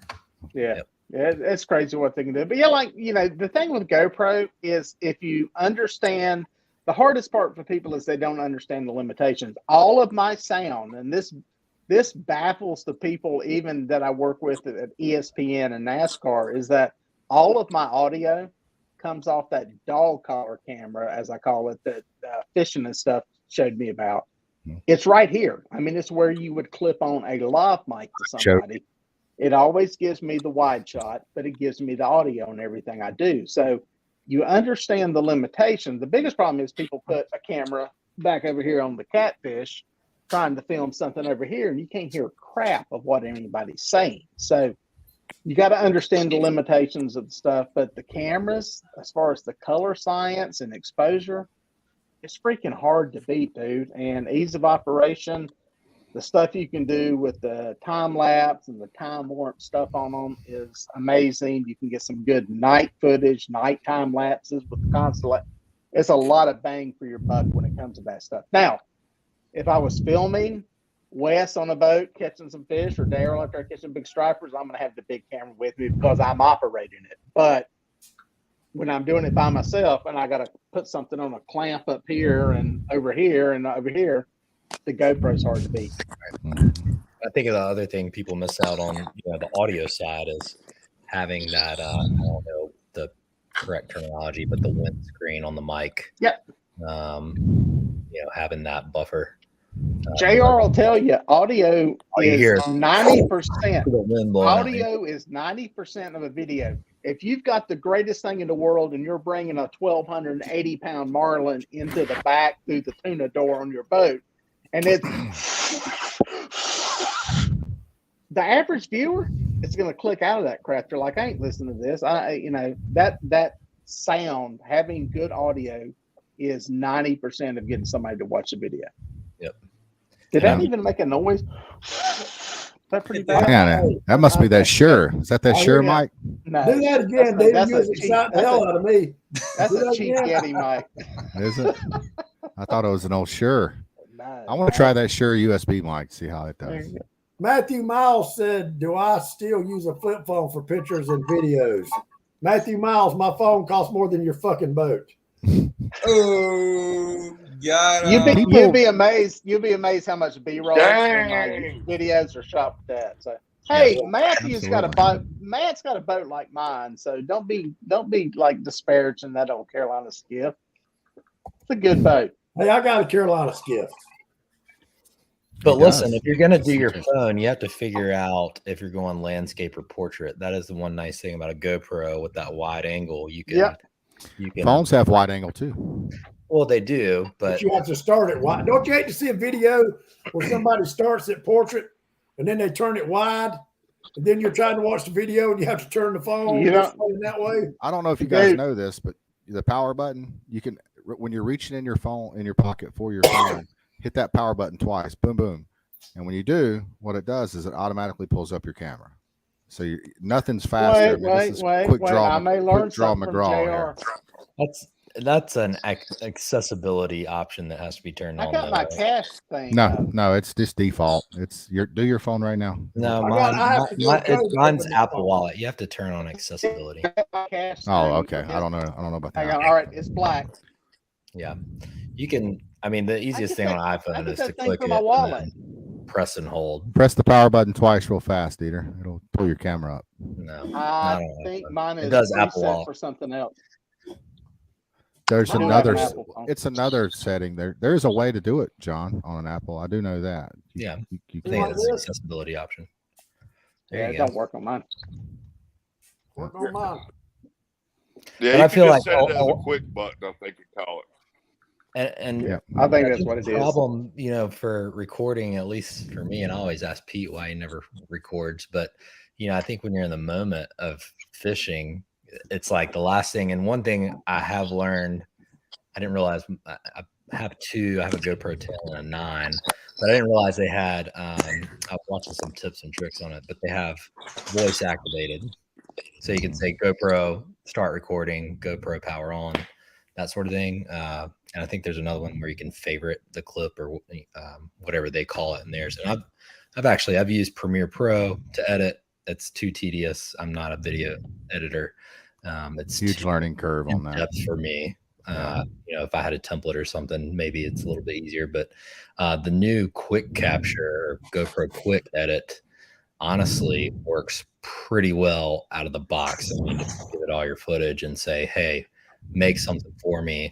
And it's crazy because I guess it's taken in the algorithm, the audio clips, but some of the videos I've made, it pulls some pretty good audio where we're jumping up and down screaming when we have fish. But a lot of times it's an afterthought for me, like I don't have recording. It's hard to have that foresight. And it's good that you're thinking that, because most people, like you said, they don't think about the video. They don't, like, all I can think about is like when my friend puts the cigarette in his mouth and fires up a cigarette first thing in the morning on our way to the lake. Like, that is setting a tone. That is, it's showing people, it's inviting them into the, I can see it. I don't know. Do you guys not have an imagination? Do y'all not see things and like think that's cool? Tell you, hey, there was a guy, I was doing a video up in Tennessee and I was smoking a cigarette.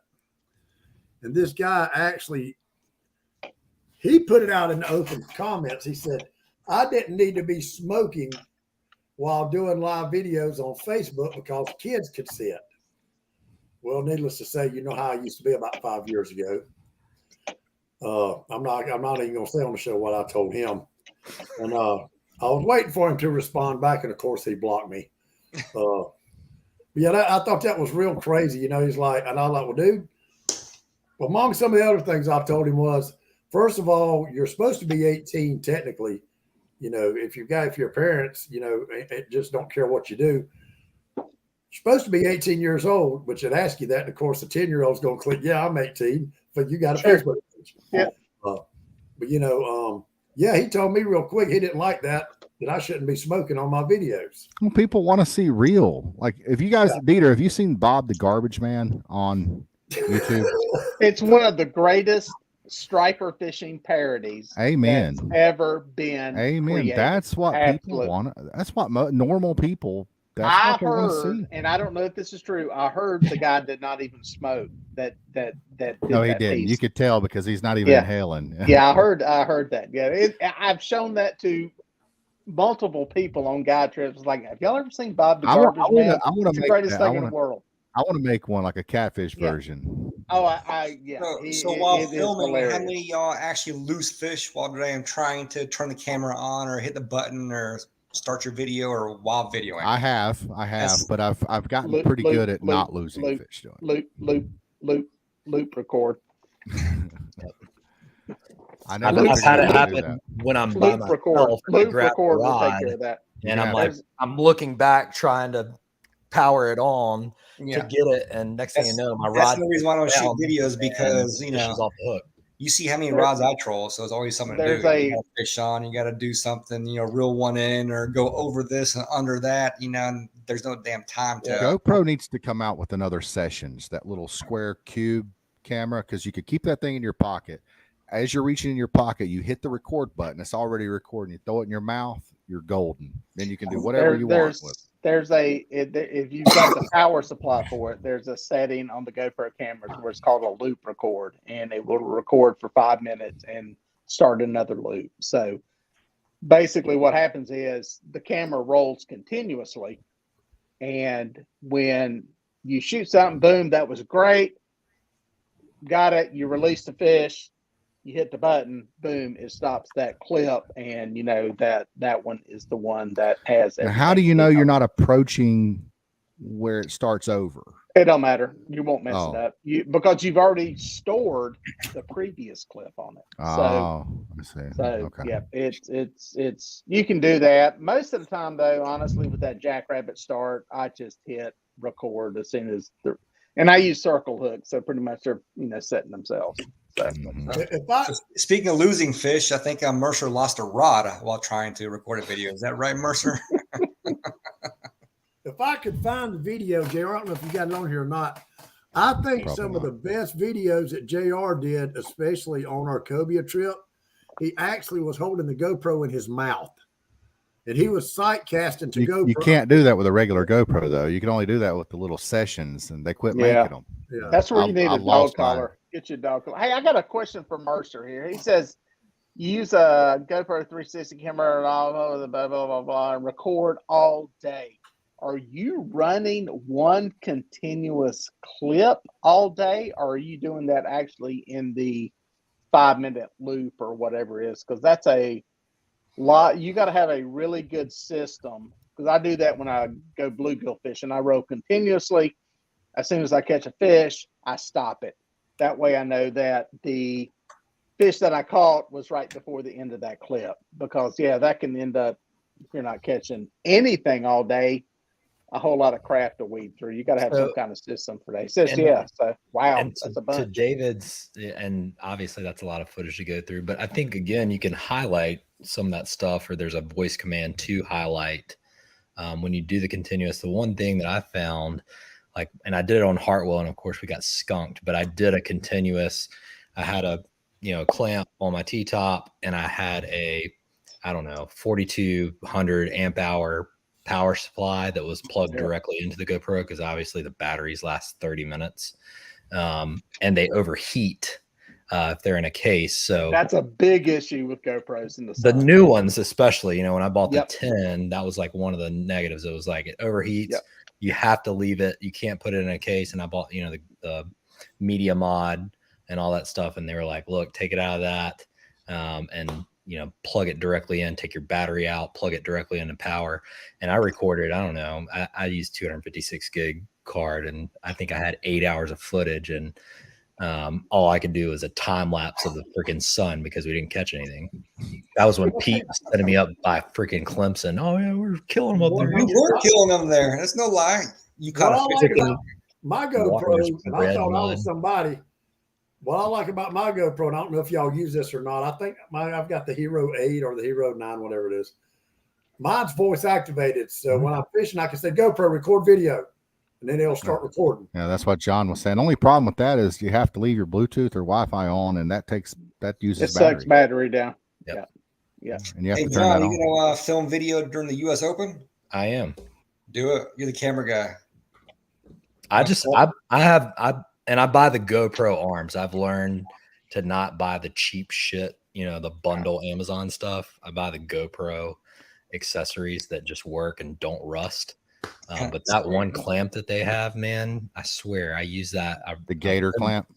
Yeah, I've been looking for one that's longer because I feel like it just when I get it around to where it needs to go, it's like, man, if it would just extend out another 6 inches, but I don't think GoPro actually makes one. GoPro come out with a new mini, and it's like that Sessions. It's about the size, maybe a little bigger than the Sessions was. But the thing I don't like about it is it doesn't have that one-touch operation like the Sessions did. Does that mean my Amazon clamp's gonna rust? That son of a bitch is gonna rust big time. The swivel ball seizes up. I think you can mine's got bolts through ball. Mine don't have a swivel ball on it. Okay. I think. Hang on.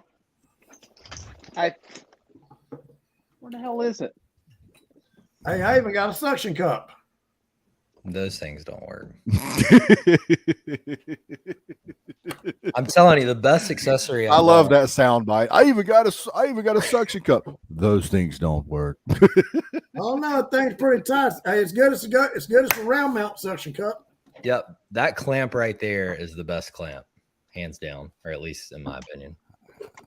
You should be able to stack two of these.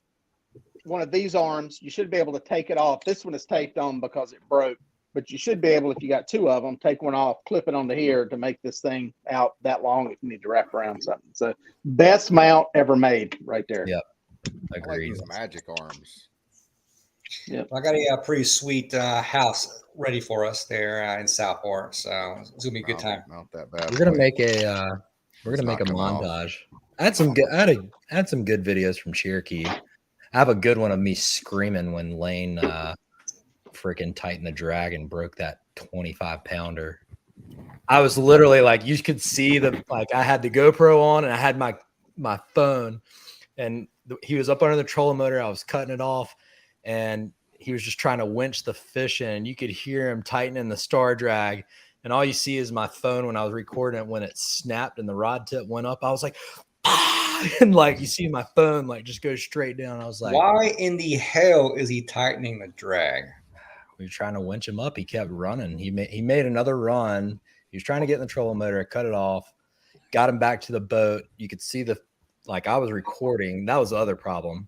I was recording and not on the net. Exactly. See, that's where the dang freaking. That's why I don't record videos. It's why I don't film guide trips. People ask me, why don't you make videos about these guide trips? It's like, dude, you get focused on video and then you ignore the client, and they're trying to land their personal best 8-pound fish, and it's whisker hooked, and you lose it because you're trying to get a shot, and they hate you. So yep, very true, very true. Yeah, it would have been good footage if we would have landed it, but we had another angler on board, Chris.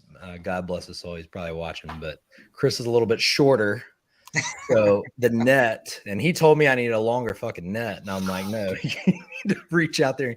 The fish was on top of the water. I swear, I have it on video. He could have scooped the fish up and landed it, and he was 2 inches too short from the fish, and when the fish saw the net, he dove down again. Lane started winching down on the drag to get him up, and he went, and I was like, I'm gonna tell you, if Lane's a type that likes to touch that drag, he ain't kingfishing on me. I'm telling you, nope. How many pounds do you run your drag at for kings? 3 pounds. I don't honestly have a number for you because I have no idea. I don't put a scale to it, but I'm gonna say probably no more than 8 or so. If you can take your thumb and your finger and pull the drag out, if it slips in your finger, it's too tight. 3 seems low, Wes. 8 seems more what I would think. 8, I was exaggerating a little bit, but okay. I will run it a little lighter for the strike because you want the actual rod set in the hook and not the drag per se. And then once the fish gets settled in, then you tighten it a little bit. Yeah. Well, I will tell you the slime line, and I know you just went out with those guys, but I bought a bad batch of slime line, and I spooled 5 reels, and we went to go test the drag, and I had them on some Abbott's, and we had them at, I don't know, at 12 pounds they would break. You know, we were just What testing color? the neon. That's your problem right there. The neon had a bad batch. Yeah. I thought all slime line was neon green. Nope. You got clear and neon. They got clear. They got clear, and they got a green They may have. version. I think they have high vis orange or something too. I did a video when I started my channel. Somebody sent me some of that line. My problem Stretchy. was the stretch. My God, Jesus, it stretched. Some people like the 9 stretch. feet. I had this rig set up that was this bucket. We were doing a very, I think, precise test, filling a bucket with water. Not really. You weren't, and you never did get back with me on this. 5 feet off the ground, and it stretched all the way. You to missed the a key freaking ground element. You before it missed a broke. very key element in that test, Jesus Dieter. Christ, You did JR. not test the stretched line. The bottom line was said that it stretched. it stretched forever. We It did stretched. it. But you have to test the At stretch least line it and see didn't where it break breaks. on you. It did break. Oh, it broke. It Oh. broke. It broke. So, It broke and- consistently at 12 pounds. I bought a 1,000-yard spool, and That's it didn't that break. IGFA line. Whatever reel I tested on, 12 pounds every time. Was it but it 12-pound was line? What? No, it was 12-pound 20. line? Or? Or Oh, 20. well, that's a problem. Right. That was a problem. And we lost fish when we were pre-fishing. And I was like, we're going back and setting the drags. I was like, something's not right. You know, we're going back and setting the drags. And we went back and we were setting them. And I was like, let's just test the break strength of the line. I just want to know if it's really breaking at 20 or 18 at least. And it would break at 12. Typically, mono breaks at around 30% over its test rating. Well, at least that's consistent. Ours was all over the place. It would break under, it would break over. It was all kinds of crazy. It's like Andy when I've tested it. It's been a little bit under what it's rated for. Oh, really? Right. Which Buddy of mine Andy? told me The Brown Andy line Monster? Yeah. Wow. Well, I A buddy of switched mine to told me Diamond. you got- Pete had mentioned that. Diamond. What was that? The What's diamond? that? Did you say Oh, Momoy? Lord. Yep. Oh yeah. That's That Peter's Momoy line. stuff is like pretty dang good. It's like That's my 20% baby. over inconsistent. That's my baby. Yeah, that's good line. I'm still an Andy man. I mean, JR knew nothing about that Diamond Momoy until Yeah, then. who doesn't know anything about Diamond Momoy? It's in every Momoy's single hard to bait beat. shop on every coastline. That's a well, good you know, a line. guy told me, he said, when you buy, now I don't know about all brands, but Andy, because I had bought some line and it had tournament on it. He said, you understand it. When it says tournament, it's going to break at that point. That's the reason Yep. they Yeah. put it on that. Exactly. Yeah, that's that IGFA line I was talking He about. said, like, if it says 12 pounds, it's going to break at 12 pounds because the reason they do that is if you're Records. especially a line class tournament, Yeah. and you win, they're going to test the line on your reels Yeah, to see if it those breaks. guys want to know what that line is breaking at when you get into that whole world. They want to know because they don't want to catch a fish that's a line they think is a line class record and it breaks. Oh, 20-pound line, it's breaking at 21. For most of us, it's like, hell yeah, that's awesome. For those guys, it's like, I just got screwed out of a world record. So, Yeah. yeah. But you know, at the end of the day, for the money, there again, I bought some of it. I bought some 80-pound, and actually, that's what I'm making my chicken rigs now, downline with or bottom fish with. Berkeley Big Game is the toughest line I've ever used. I've heard that from a lot of people. Yep. It's one of the top. There's several tests done online that you can look up, and it tests the tensile strength. And I mean, they're the most comprehensive test you can find. And Big Game's always up there in like the top 10. But doesn't it all come from Suffix? Oh, I don't know. I don't think that's true. From Now, what I've seen. Suffix is some of my favorite line. Like they make the limpest. They make up the strongest line that is limp enough for a spinning reel in that Suffix Tritanium. It's funny because Suffix is my most hated line.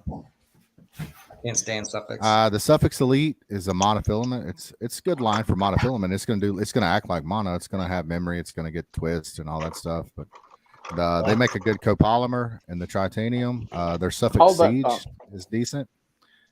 It's a much less limp line. You know, if what people don't realize is like every line manufacturer, they make line for a spinning reel and they make one for a conventional reel. Like Trilene, for example, their Trilene XL, XT right? XT is for it's for a conventional reel. The Trilene XL stands for extra limp and it's for a spinning reel. Siege is for a conventional and Elite is for a spinning, and so on and so P-line. forth. They all do that. So if you buy a conventional reel line and you use it on a spinning reel, you're automatically going to be like, man, this sucks. You recognize this, JR? That is the strongest line. This has the strongest tensile strength than any other copolymer on the planet. Right You there. sent this to me. I don't even know if you remember this 5, 6, 7 years ago. Yeah. And it's still here if you need it. I used it. I don't So, like. so it was not good. No. I'll say this: the line was fine. I did not like the color of it. It was a shit brown kind of color.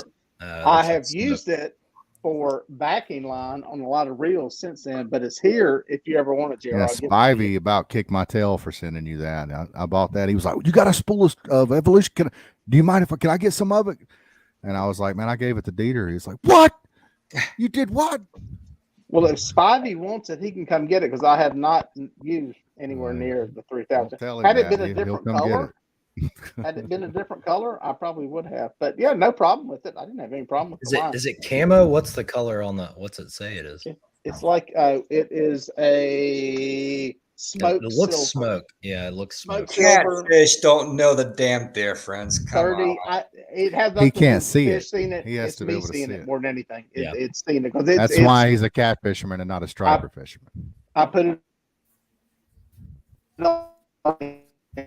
It's a good camo line. If you want something that the fish are not going to see, it's a good line for that. So if anybody wants it, JR, you got first shot because you sent it to me. So thank you. So, good Well, line. if you're giving no it problem. away, yeah, I'll take it back. I mean, It's been there for 3 years. I don't want it no more. Yeah. it hasn't been in any UV, It's has been it? kept inside. No it's windows been kept around. Inside out of the Air sunlight. conditioned. Nope, stored in the dark. Stored in the Climate dark in there As in the long cabinet. So, as there's no UV, it's good. no, it's good. I'll get it to you. Just hit me up one day. I'll meet up with you and hand it off to you. So Well, we can That's do it 300 whenever you. that's 300 You yards. said you wanted to make a video one day, so you can give it to me then. we got to make some. We got to go find your camera you dropped in the lake. That'll be the. Hey, that would be a like, great video. I know the depth and I know where I dropped it. I actually marked it on Zach's depth finder, but I'm pretty sure I know just about exactly where it's at. It's in 12.9 I got a buddy. feet away. I got a buddy on the fire department dive team in Charlotte. So Jeremy, if you're watching, there's your You mission. may be able to. find something that big. It's on a tripod. It's on a tripod. Oh, that's right. You got the whole dang What about a tripod. Yeah, the whole magnet? tripod. Yeah, Try magnet fishing. it's got a wireless mic on it. It's got a nice lens on it. Why don't you bring us to eat there, Wes? Damn, Wes got the Hey, munchies all of a I sudden. had to Dieter. probably go on. I got hungry. You know, Scott Perry and Where's the Wes rest of it? bought me a new camera after when I done that. That's some good friends right there. Wow, that's pretty cool. That's Yeah. pretty cool. Does that mean you're going to go fishing with me Thursday and do some videos, right? Yeah, I put in for the vacation. I'll find out in the morning if I got it. You guys are lucky. Some of us have to work. Lucky the guy that just fished the big rock, but we're lucky.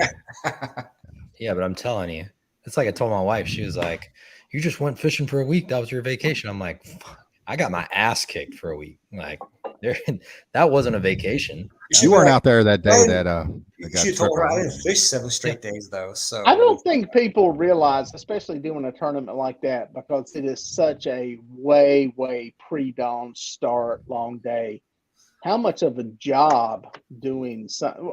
You love doing it, no doubt, but that is a grind for that long. I mean, even the thing Wes is offering to take me on Thursday, it's wonderful, but Oh, he's offering you too?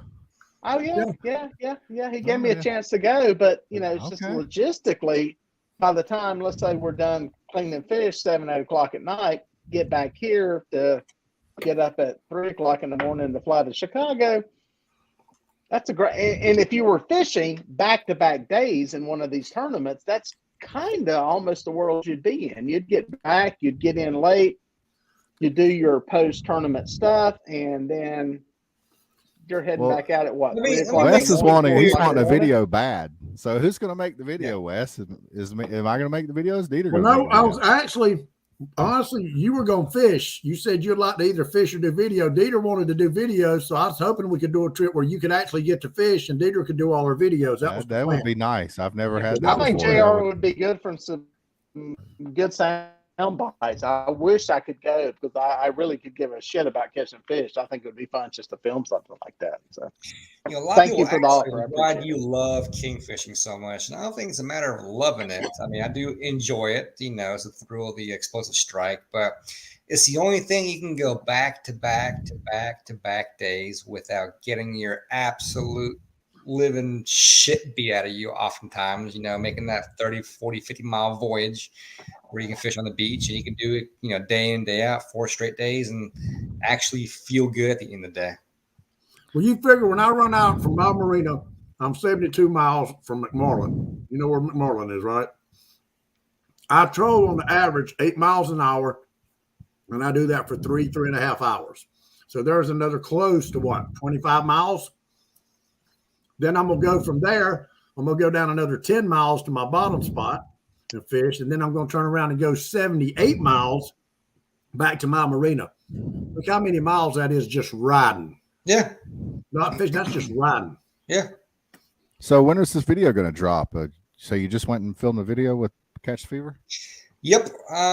They are doing their editing. I mean, it was a lot of video in a couple of days of not catching a lot of fish, honestly. But well, hey, that's the power of video. If you caught, really all you need is one fish. Did you catch one fish? We caught 3 or 4. Yeah. Okay, well that's going to be a good video. Yeah, but we got our absolute asses handed to them. They knew in advance that was going to happen. But Funnels had different dynamics as far as video, as far as rods, catching bait, the ride, the wind blowing 25 miles an hour with lightning popping in the background kind of stuff. Yeah, that's a collage of everything. So Here's what I want from you, Pete.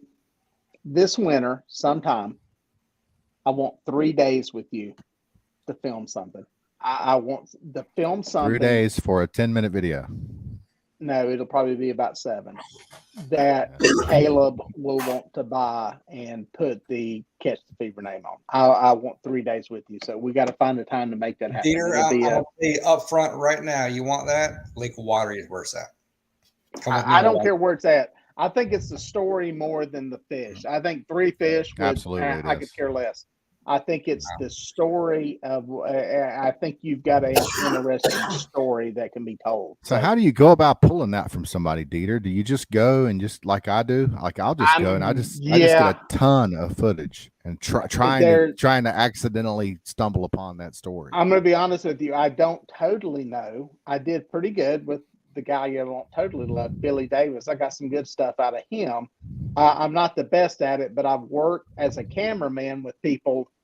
Tom Rinaldi, who is freaking amazing, to pull stuff out of people. And it all comes down to, in the interview process, you got to have a connection with them. Sometimes you got it, sometimes you don't. Well, the interview is an easy button. I'd like to see that video. I know that was a great video, but I would love to see it like out on the water, like in the action, in the process. You know what I mean?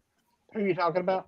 No, when you did the Billy Davis video, as good as was, it would have been better had you actually been out on the water. And is that what you're going to do with Pete? You're actually going to be on the water, or are you going to just interview?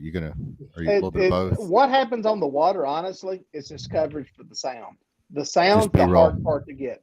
The sound is the hardest part to get out of a person. And that's what makes the people that make like the Yeti films, if you've watched any of those, that's what makes those producers so amazing, is that they're able to get that sound. And those things are not done in a day. That's what people don't get. That's why I said 3 days for Pete. It takes some time to get the sound that you need. You just don't show up. I assume Caleb probably did with you what he's done with Lee and everybody else he's filmed with.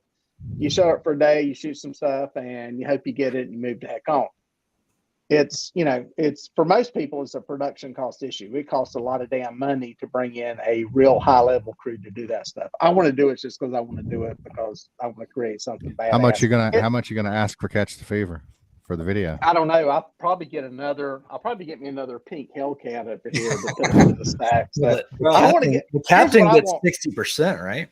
After this weekend, I got 6 brand new Hellcats right here, by the way. So. There I'll you tell go. you what, I want Dieter. I want a custom color Hellcat. I want to pick the color of the Hellcat is what I want to do. That's when I know I'm Hey, the man. So There you Speaking of go. which, I'm looking in the background there. Do you have any of those brand new Patriot Hellcats?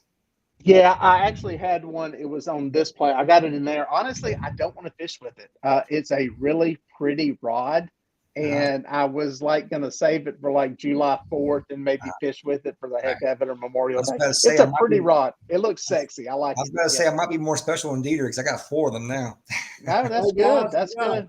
I got a video here. I think John wants us to play. What's Well, this video, this was part of a time lapse that so when we were stuck, real quick back to Dieter's when he was talking about how you have a long day out there. So we left Friday. This was the Friday at the Big Rock. We left that morning at 4 in the morning, 4:30. We were up at 3:30. We left the boat ramp at 4:30.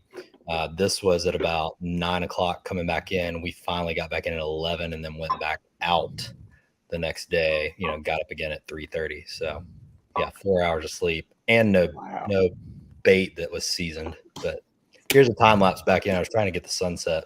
This is part of it. You can play it. Skunk set. So we were still 40 miles out. The boat looks tiny. Wow. Yeah, y'all was flying. How fast are y'all going? About 120? No, so this is a time lapse. We were going 12 mile an hour because the waves were so big. You can see how wet my camera is. It's a series of pictures, Wes. Yeah, it's just a time lapse. But you can also see like how rough it is, like the directions that we're turning, like we couldn't stay on course.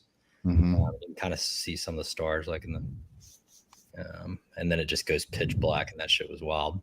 And then it was pitch black for I don't know, 2.5, 3 hours, and I finally saw the first buoy, and I was like, "Thank God!" God dang. There's a red light.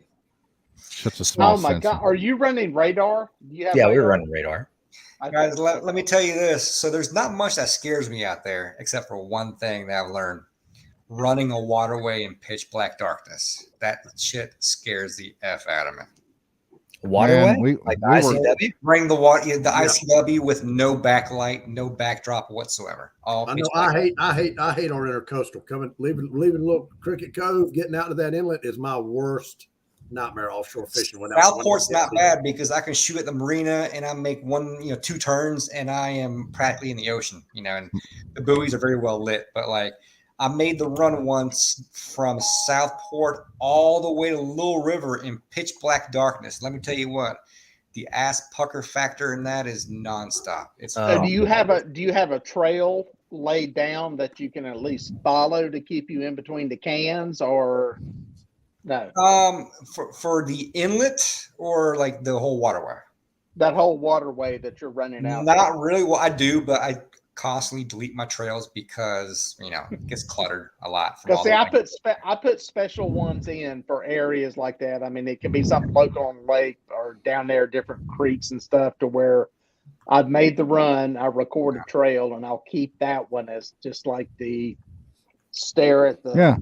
trail. Well, see, that's an issue. So ever since they come out with, go ahead, Wes. Ever since they come out with GPS, a lot of people just want to look at their GPS while they're running wide open throttle in the ocean, and they think that they're safe to do that because they're in the ocean. And you're not. You need to be looking. You can't just stare at the GPS. Yep.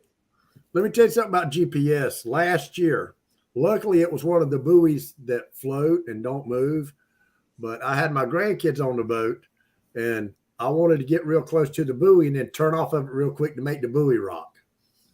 And so that next morning, I was going out fishing, and I was running about 20 miles an hour, but I wasn't zoomed in all the way on my trail. And a lot of people realize when you zoom in on my Garmin, I think I can still be within 10 foot.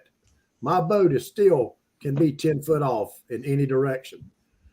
Well, that buoy that I got close to, I wasn't even zoomed in all the way. I was zoomed out. And I forgot about getting that close to that buoy. So I'm pretty much following my trail, right? I hit that fucking buoy head on. It scared the shit out of me. Yeah, that scared me too. Yeah, because you got it. Like I said, if you're not, even if you're zoomed in when your boat, when you zoom in on your, and I'm not sure about Lowrance because I quit running it a long time ago, but zoomed in all the way in on my boat, they can still be a 5 to 10 foot differential. Right. Can you get a puck for that GPS? I know they have internal. I do have. Oh, that was with a puck. Yeah. One good thing about Southport is, it's a larger river there, the Cape Fear, and where the buoys are at. I mean, I don't need to come close to them. I can be within 1,000 yards each direction, and I'm in well deep enough water to navigate through that river or out into the ocean. Yeah. And until you get to the actual, like the mouth of it, but by then you're really following everything, for When you talk about the Cape Fear, yeah. What's up, when Junior? you get to the mouth, do you take that hard right and suck down the bank and avoid the? It depends which way I am fishing. Okay, because if I'm king fishing, yes, I'll take that. Okay. We call it the Western Cut. We take the Western Cut and go down the beach. Yes. But if I'm going offshore to the stream tower area, then I actually go out the river itself. The Western Cut, nothing to worry about. But what the problem is, the Western Cut is you got to run it a couple miles down the beach before you turn offshore, because right there you have what's called Jaybird Shoals. And I mean, it's ample deep enough, but when it's rough, it's going to be rough because it's 8-10 foot there, the whole entire way. So you got to go offshore and, go down the beach about 2-3 miles before you make that turn out there. Now you're in about 20. Funny story. The only reason I know about that, we filmed some stuff down there years ago with one of the sunken Confederate ships that's out there. And the guy that was running us out came out, and, I was looking on my Navionics, and he goes, "We're going to make a cut here." And I said, "Dang, how close do you run it?" And he said, "You kind of need to be able to look at that beach and tell whether that's a thong bikini or not standing on it." And he was right. He said, "But you got to hug it a long way down through here." Yeah. There were some 2 or 3, I guess, on that shoal you're talking about, some of those Confederate ships that were sunk out there that were trying to get it into the Cape Fear. So let me tell you this: there's a new one that has been made public about 6, 7, 8 years ago that they recently discovered. And there was a spot that we were fishing for years and years and years, and only the locals knew about it. Like, it's something, we don't know if it's shit, but it's, off the bottom about, I'd say 10 foot, and man, I tell you what, we killed some damn flounder about it. And then all of a sudden they made it public, and now you got to be there at sunrise or else someone's anchored up on it. It's really pissed us off. I mean, it was an awesome spot. Not a lot of folks, anchored or spot locked on it, but now it's been made public, and you can't catch fish off it no more. No. So are you running radar, Pete? No. So radar is a game changer, and then my next upgrade is the night vision camera. They make it's not a FLIR, it's I think it's like Psionics or something like that. It's like $1,400, but I looked at some videos of that stuff, man, and I would swear over radar. The problem with the radar, at least on mine, it scans, and then especially if you're running 20 mile an hour or something like that at night, which would advise against, unless you know where you're going.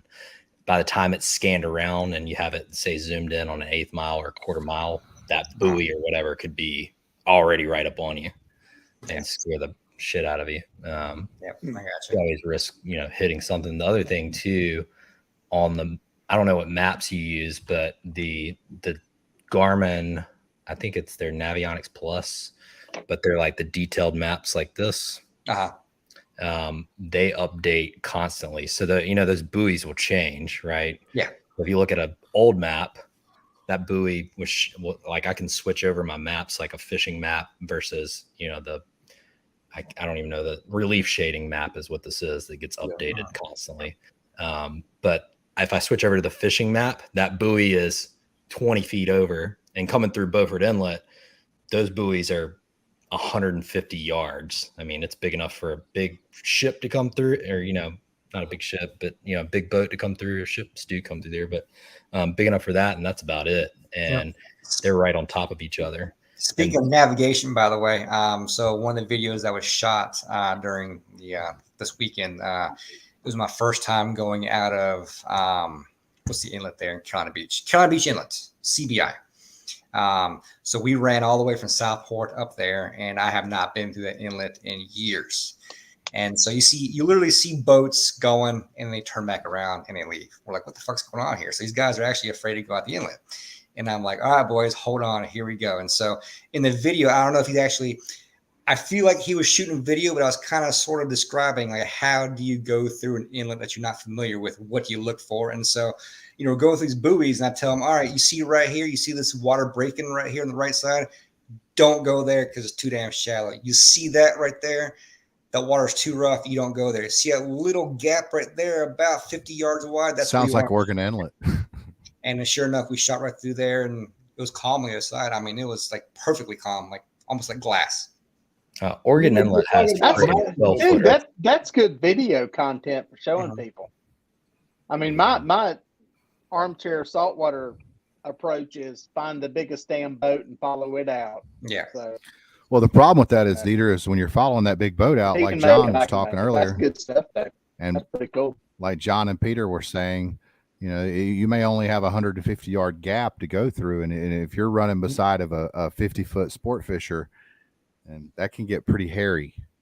And you're talking about mapping, though. The big thing is, one of the guys on the Garmin webpage, he said, when you have areas, especially that have major storms, hurricane, category 3, cat 3, cat 4 hurricanes, bet your ass everything's going to change on your mapping as far as buoys go.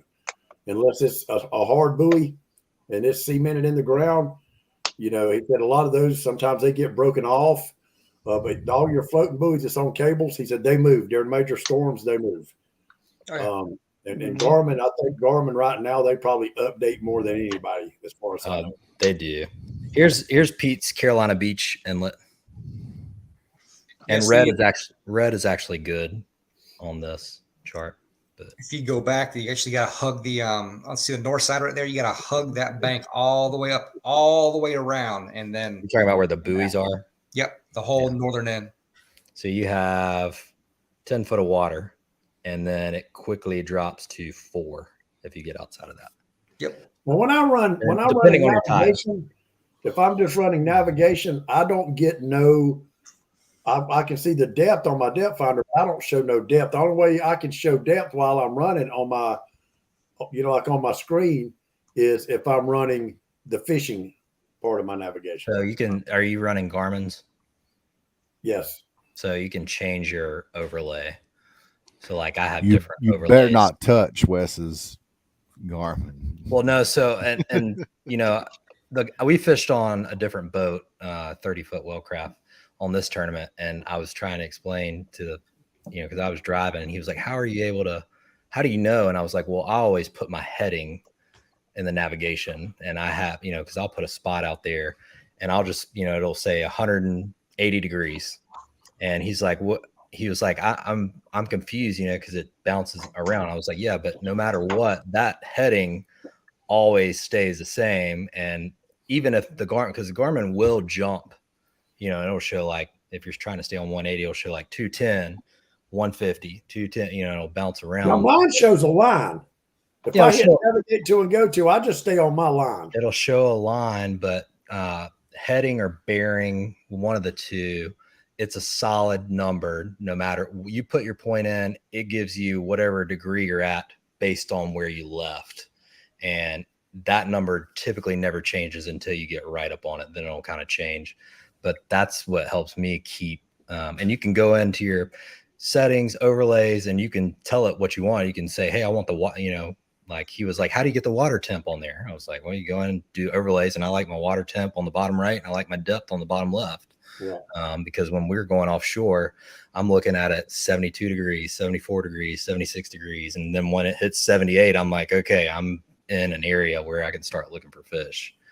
Where, I think before he was going back and forth, and he was like, man, I appreciate you setting up my stuff where now I can see it. But I don't understand what you're saying though, the degrees thing. Like when I go offshore, once I get past the sea buoy out of Little River Inlet, I like to get past, then I'll go ahead and wherever I'm going to touch, like I'll touch McMartin Ledge. I've got a marker there. What Waypoint. do you call it? Waypoint. Yeah. So I touch that waypoint and I hit navigate to a go to. Now I can hit navigate to go to, or I can hit, what's the other one that like take you the safest route? Auto guidance. Auto guidance, yeah. But I just hit navigate to and go to, and then I just try to follow my line. So it'll have you. There's a bearing where that endpoint has a number on that compass from where you left. Yeah. And when the boat that I was on, I have one of those pucks that helps with the navigation, but this boat did not, and it would jump. So I was actually using the traditional compass, and it more so helps not when you're going 35 mile an hour, but when you're going 10 mile an hour, getting your ass kicked, and you're going over a wave and it cuts the boat, to the port side, and then it cuts back to the starboard side over the next one. Well, when you're in pitch black, next thing you know, you're kind of doing this number. You're weaving back and forth. But if you're just looking at that bearing, heading, whatever it is that you can overlay on there, it has a single number. You can look at your traditional compass, and if it says 180, 179, whatever, you keep it on that degree, and it'll keep you straight on it. Yes, in the back there. I got a question. All right, so the new to me boat, the Lund, has got some very basic, cheap electronics on it. I'm going to do some videos on trying to catch fish with nothing electronics. A year down the road, I decided to dump $3,000 into something. Mm-hmm. We're going to do a round robin. We're going to start with Wesley and go around. Where do I spend my money? Brand, type, all that. I run a Garmin 122 SV UHD. I love it. It's very user friendly. And how much was it? Mine was $2,700. Okay.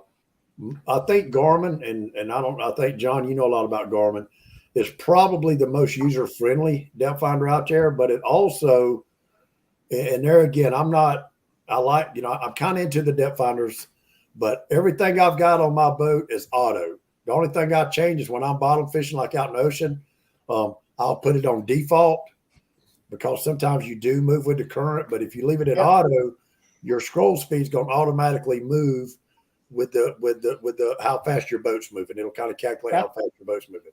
Mm-hmm. But right now, I think Garmin has just really, people talk about Simrad and blah, blah, blah, but Garmin has blew up the industry in electronics right now. Most of look at these $1 million boats. All you see is Garmin. You don't see Simrad going on nothing no more. Everything's Garmin, inshore and offshore.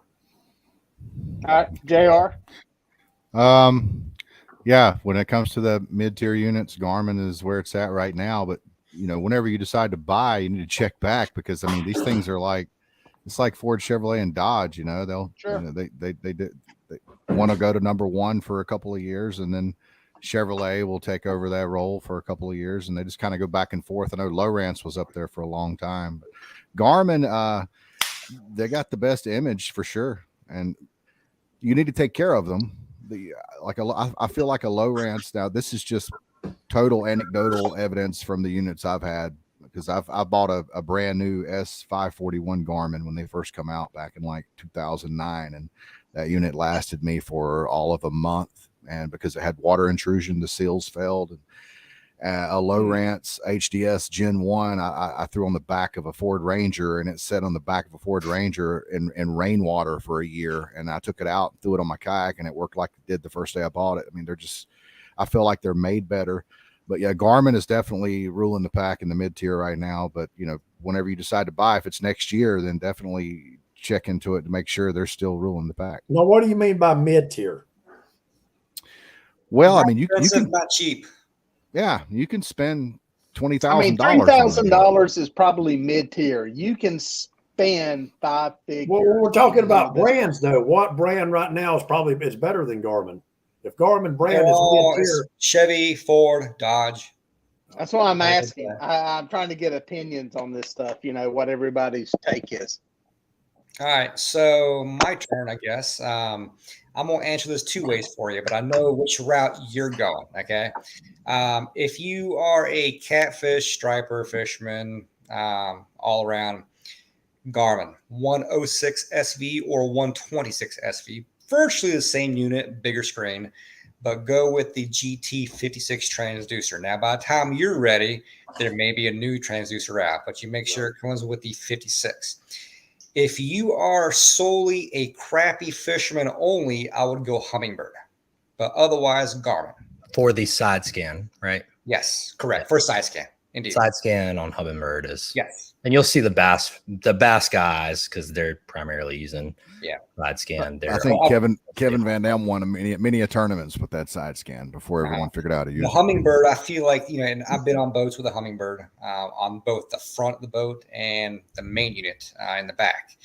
And the clarity I felt like on the Humminbird was far better. Like as far as picking out smaller detail, that makes sense. Like your crappy specs on the screen or big schools of crappy. I agree with the side scan though.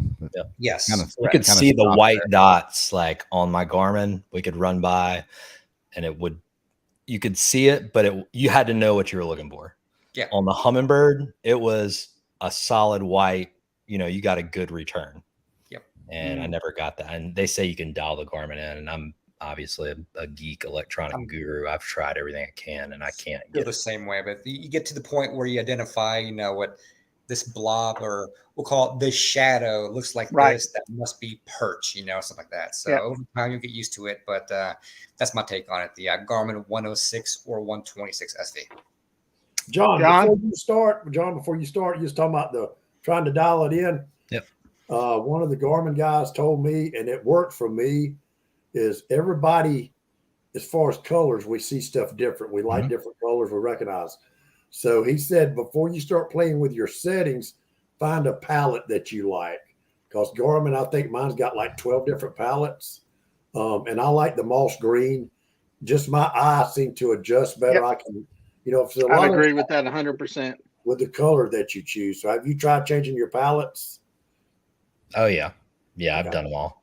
I've done grays. I've done amber. I think I'm on the amber, copper, whatever it is. I can't get off the Navionics palette. I mean, most of us I've been using Lowrance for years, and I've gotten so used to the Navionics color palette. When I get on someone's boat, like it's got a Humminbird or a Garmin, and they got Garmin, you see the red that's 15 feet. I'm like, what in the heck? That doesn't make any sense to me. Yeah. And I think you can go in and change that. You can change that. I have it default. I know you can't change it on some. I've got mine set up where anything in red is 5 feet or under. I know I'm not going to, my offshore boat, my boat down at the beach, I'm not going to run that boat in anything under 5 feet. As long as I stay out of red in anything on my mapping, my boat's good. Okay, John, it's your turn. So, John, go ahead. So I'm Garmin. I have had Lowrance HDS 10. I've had a Hook, piece of shit, on a John boat. I've had Solix 5. Let me stop you, John. I'm gonna pull a JR here. The fact that you said HDS 10, that is what I have on my skiff. Mm-hmm. The new to me boat has a Hook 7 on it. So this is very good info you're about to give. Go ahead. So I've had not a Solix. I've had a Helix 7. That's what I first started off with on one of my center consoles. Great side imaging on that unit. I just needed a bigger screen. I ended up going with a Garmin 93 SV, which was one of the first live scope units you could get. I added the live scope. I was hooked. When I bought my new center console, it came with a Garmin 7612, which is the higher models that you can buy. They make it 8612 now. I will say Garmin's warranty. So I was about to fish a tournament. The 7612 bricked during an update. I was pissed off. I got a phone call while I was updating the unit. It bricked and they overnighted. This is a used boat that I bought that had the 7612 on it. It's still in the, it was 2 or 3 years old. It's still under warranty. They overnighted me a unit to Smith Mountain Lake where I was having the tournament. Damn, that's pretty good. Like, so they earned my business. You know what Garmin did for me when my 541 failed?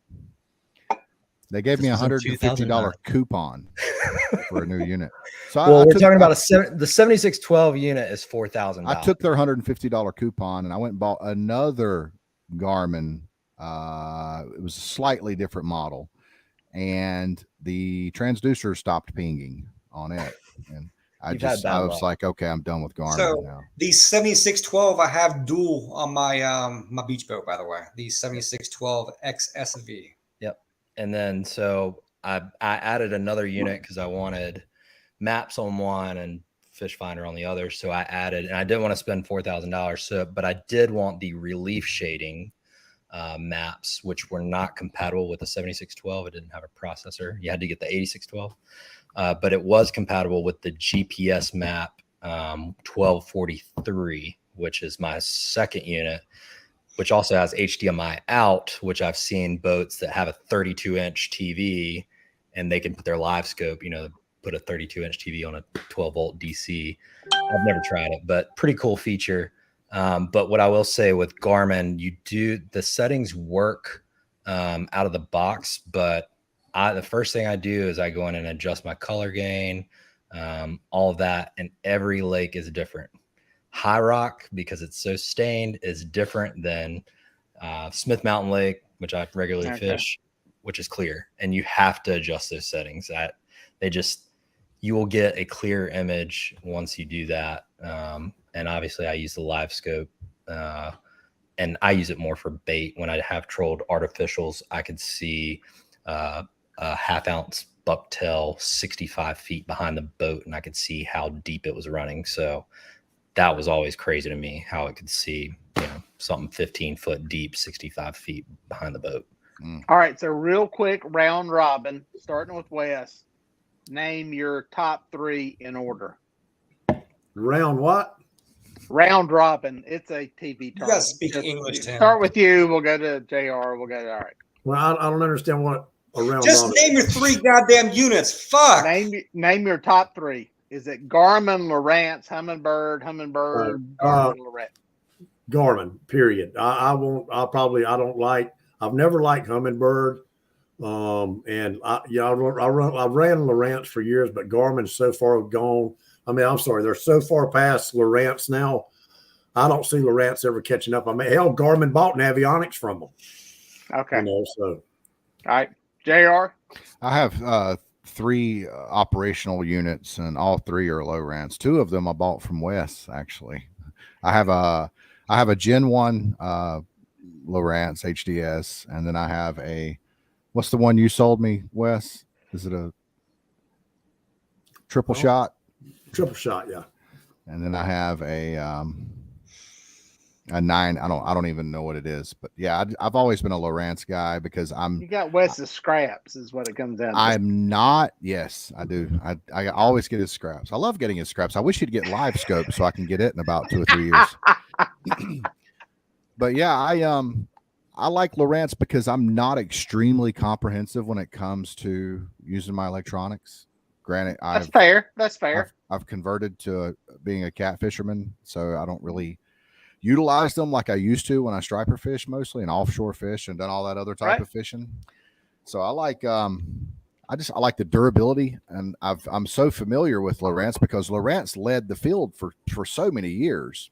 They were the best for so long, and once you get where you can, it's like racing. You can take an old junker and make it faster than a new car if someone doesn't know how to build an engine. You can, Yep. So I'm sticking with Lowrance, but I will say Garmin, Lowrance. Right now, it's as far as those 3 go, it would be Garmin, Lowrance, and Humminbird. I've never liked Humminbird. I gotta buy Garmin. Pete, what do you got to say? I'll be a lot less. I'll be short-winded here, unlike the last 2 there. Garmin, Lowrance, Humminbird. The reason why I put Lowrance above Humminbird is because it's more user-friendly. Okay. All right. John. I agree with that. Garmin, Simrad, if we're doing saltwater, Garmin, Simrad, Humminbird. All right, Daryl. Humminbird's the trailer trash of units. All right, Daryl, you're late to the game. I was asking about sonar units. I've got a cheap one on the new to be boat. In a year, I'm going to upgrade. What do I upgrade to in a year? Well, if I got $3,000 to spend, hit up the Black Friday. That's what I did. I got 2 12s. They were $1,500 a piece at Bass Pro on Black Friday. What brand? I'm sorry, Garmin. I got the You got the 122 SV like I got. right. That's what I was trying. I wanted to call them 106s, but that's what I did have. And yours have the buttons on it, correct? Yes, Like buttons and touchscreen. touchscreen. Yeah, See, no I- knobs. Mine just has the touch screen and Okay. Yeah. So do you guys Always- prefer touchscreen? Always get, I don't care what you buy. People like these touch screens and they're fine. But if you fish in the wintertime, you'll wish you had a fucking button to push I believe it. because I your believe hands it. get cold. That touch screen will not recognize it. All right, so I'm everybody who looking does the ice fishing likes the one with the knob and stuff. What I've always taught. If you're wearing gloves, if it's cold enough to wear gloves and stuff, you don't want the touch screen. You want the other one. Just thinks a 1222. I'm So laughing they at did, Scott's comment there. it's a dumb question because my HDS 10 is the last version they made where buttons only work. They still make some that work with buttons only. And just so you know, if you're looking at Garmin, the last two numbers, so you see 12, which is the screen size, the last two numbers indicate which map comes preloaded on it.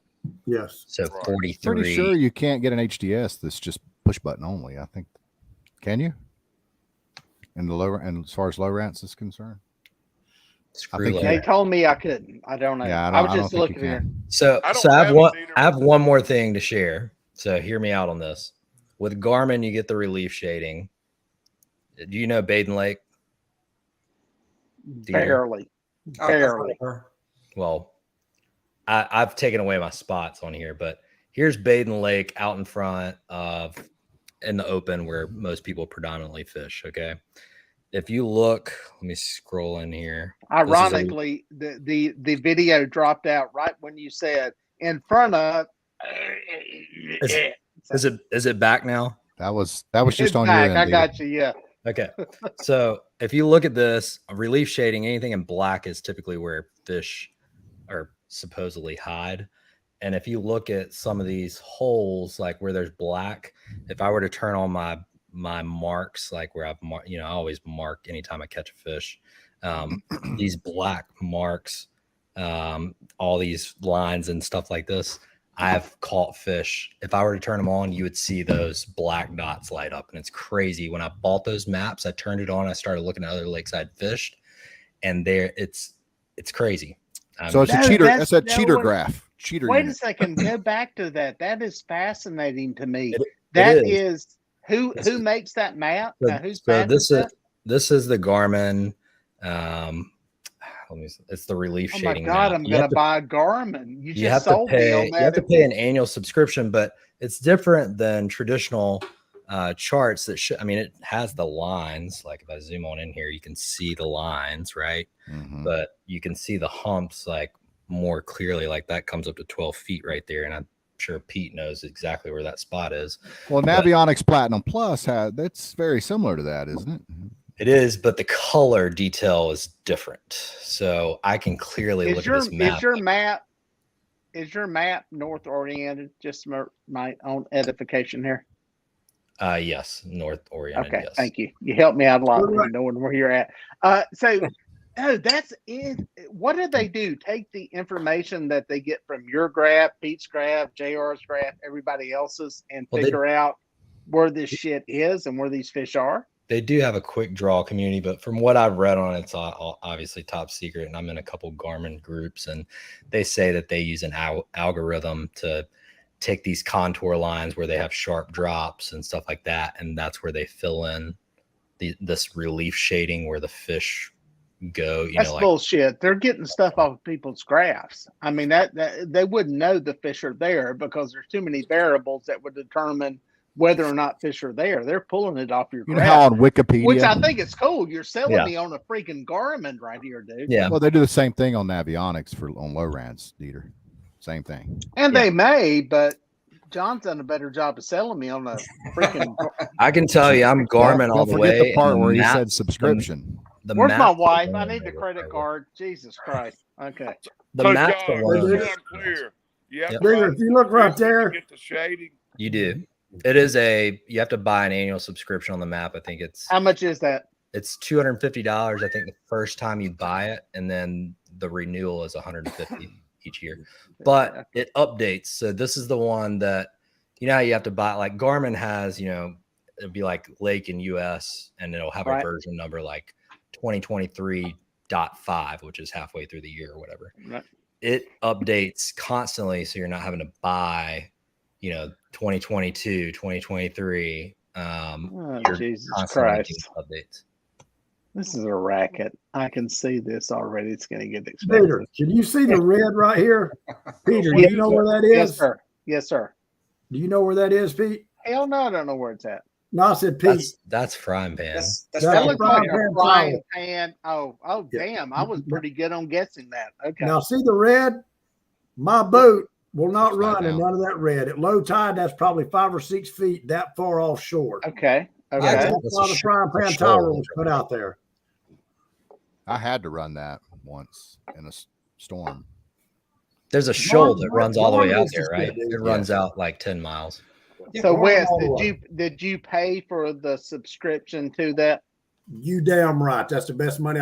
My relief shading is what really helped me find spots to fish offshore. And at the ledge, And Verizon. I don't get a signal out Hang there. on. No, I'm getting Verizon, my, you I'm getting my wallet you out calling here. people Getting for ready to buy GPS me a numbers. Garmin.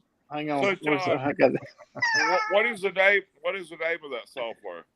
If you just go on, you have a Garmin, right? Yes. So you have Active Captain, Right. right? So if you go into Active Captain and go to charts and have downloads, relief now you have shading. to have a compatible chart plotter. It has to be a GPS map series to He work. does. He does. He's got the same thing I got. All right. So next month I will be at ICAST. I got approved for a credential. I need to go to the Garmin booth and find the person there to talk to about all this, because that sounds like y'all sold me on Garmin. That sounds Yeah, the like map, the way to the go. maps alone are. I bought a new unit so I could look at the maps, because I had bought the maps and I was like, my 7612 wasn't. I was like, this isn't right. I'm seeing all these black, relief shading. And when I called Garmin support, they were like, yeah, unfortunately, it doesn't really, we're not clear on it, but you have to have a GPS map version. Here's the versions you can get. Don't you guys think that this is kind of taken away from the whole tradition of fishing? I mean, No. it's kind of like taken away from the. That's funny. culture. That's like taking. No way. That's cute. I love There's that. something That's so magical sweet. about fishing. There's something Oh, magical about that's it. so And sweet. when That's you so start sweet. making Yeah, these ways to, you're basically cheating. Yeah. That's Yeah. not live scope is more cheating than the Yeah. map. Daryl I Garner's got agree. nothing to I say agree. because he's going to go all the way to concrete anyways, right? There's I mean, also something magical about catching fish. And let me tell you, it's not going to help you on your local lake that you already know the spots on. It's like I can go back and look at Baden everywhere I've caught fish. I already have them marked. I already knew. But John, that's a good point. Do you see a correlation between Absolutely. places where they're freaking Yep. fish at, and what somebody tells you where you don't know if there's necessarily It's fish? like this. Is it that accurate? on it this is that stuff? accurate. So Yep. on a local lake, it's like this. All Come right. on. So you got your places. You're going to Let me fish. get the right? credit When- card. I'm like, let's Turn it go. the other way. Turn it the other way. No, I'm just kidding. But so you're gonna go to your places, that the fish should be at, and when shit gets tough on a tournament, you're gonna be like, all right, Hail Mary, where do I go? Maybe I'll try this little black shaded area right here. That's Tournament. Everything's about Basically- tournaments and money, and But everybody's tournaments are somewhat of a It's- correlation. everybody's so chasing But- that. They But want look, that it's easy not- win. For me, it's not even about the money. I don't get to fish like you guys. So for me, if I do a tournament, like I have to go fish it. And so I do these tournaments. I may only fish, 30 times out of the year. You were talking about, John, how you got up at 3:00 in the morning and you were on your way out at 4:30 and you got beat to death, and you had to Yeah. come back, and then you had to get all for the tournament. I mean, I've done that hundreds of times. Just no tournament, nothing. But Big just Rock do it. aside, Some people I'm gonna take- some people are built for tournaments, and some people are built for videography. Absolutely. Absolutely. I would 100%. rather throw $100, $300 and I'm speaking of a few striper tournaments that I do, in a pot at a chance to, it gives me something to fish for that day. I'm not just fishing for fun. I'm not fishing for meat. Yep. It is a competition. Okay. I agree. That is what, I understand. that is what I do it for. That's And what- I know there are better fishermen out there than me, right? Like I'm not the best fisherman in the world, but I know that fishing is 80% luck and 20% skill. Whoa! Somebody screen record where he just said fishing is 80% luck. It is. I Because believe by it's God, 80% I would luck, use man. that in 40 million. I love that. I mean, it's very true. I'm telling you, when and even Pete can tell you, I mean, he knew nothing about Cherokee, right? You go to Cherokee, you look at a map, you study it. I mean, there's guys up there that fish that 50 times out of the year. His chances compared to those guys are slim to none, right? But he can go up there and that 80% luck is on his side, and along with that 20% skill, and it gives him a really good shot. Hey, Scott Perry, roll over and go back to sleep. Okay. That's Mondays. You're That's going to Monday be night. another 2 hours. So there you go. That's Monday night. I think Scott. this is a record, 11:24. Wow. I know, right? Keep it rolling, Garmin. Man. Maybe Garmin will sponsor us. Wes hasn't used a motherfucker tonight. Yes, he has. That must have been when I muted it when I was putting my kids to bed. I'm going to hit Garmin up at ICAST. That is on my notes for tomorrow to find their PR manager at So you're Garmin. So, when are you going to ICAST? hang on, I can tell you. While you're looking, Dates Peter, I will say this I about will be Garmin. down there. Y'all are talking about customer support. Every time I've ever called Garmin, I got somebody on the phone that knew what the fuck they were talking about. Yep. And you know what? They spoke English. Everybody here's the spoke thing. English. It wasn't some It- broken ass it- bullshit. Somebody It's in a tent. actually, it's good to hear this because, like I said, let's see, when is that? That is. And where is it? It's in Florida, right? 12th through the 14th in Orlando. Orlando, Florida. So, hey, Pete, if you're in the area, can hop a jump seat 12th through the 14th of July. So hold on 1 second. Hold that. Get you a thought buddy real quick. pass. Dater, So just buy Dater- you Dater, get online, buy you a damn depth finder tomorrow. What's the difference in buying it now and then buying it later?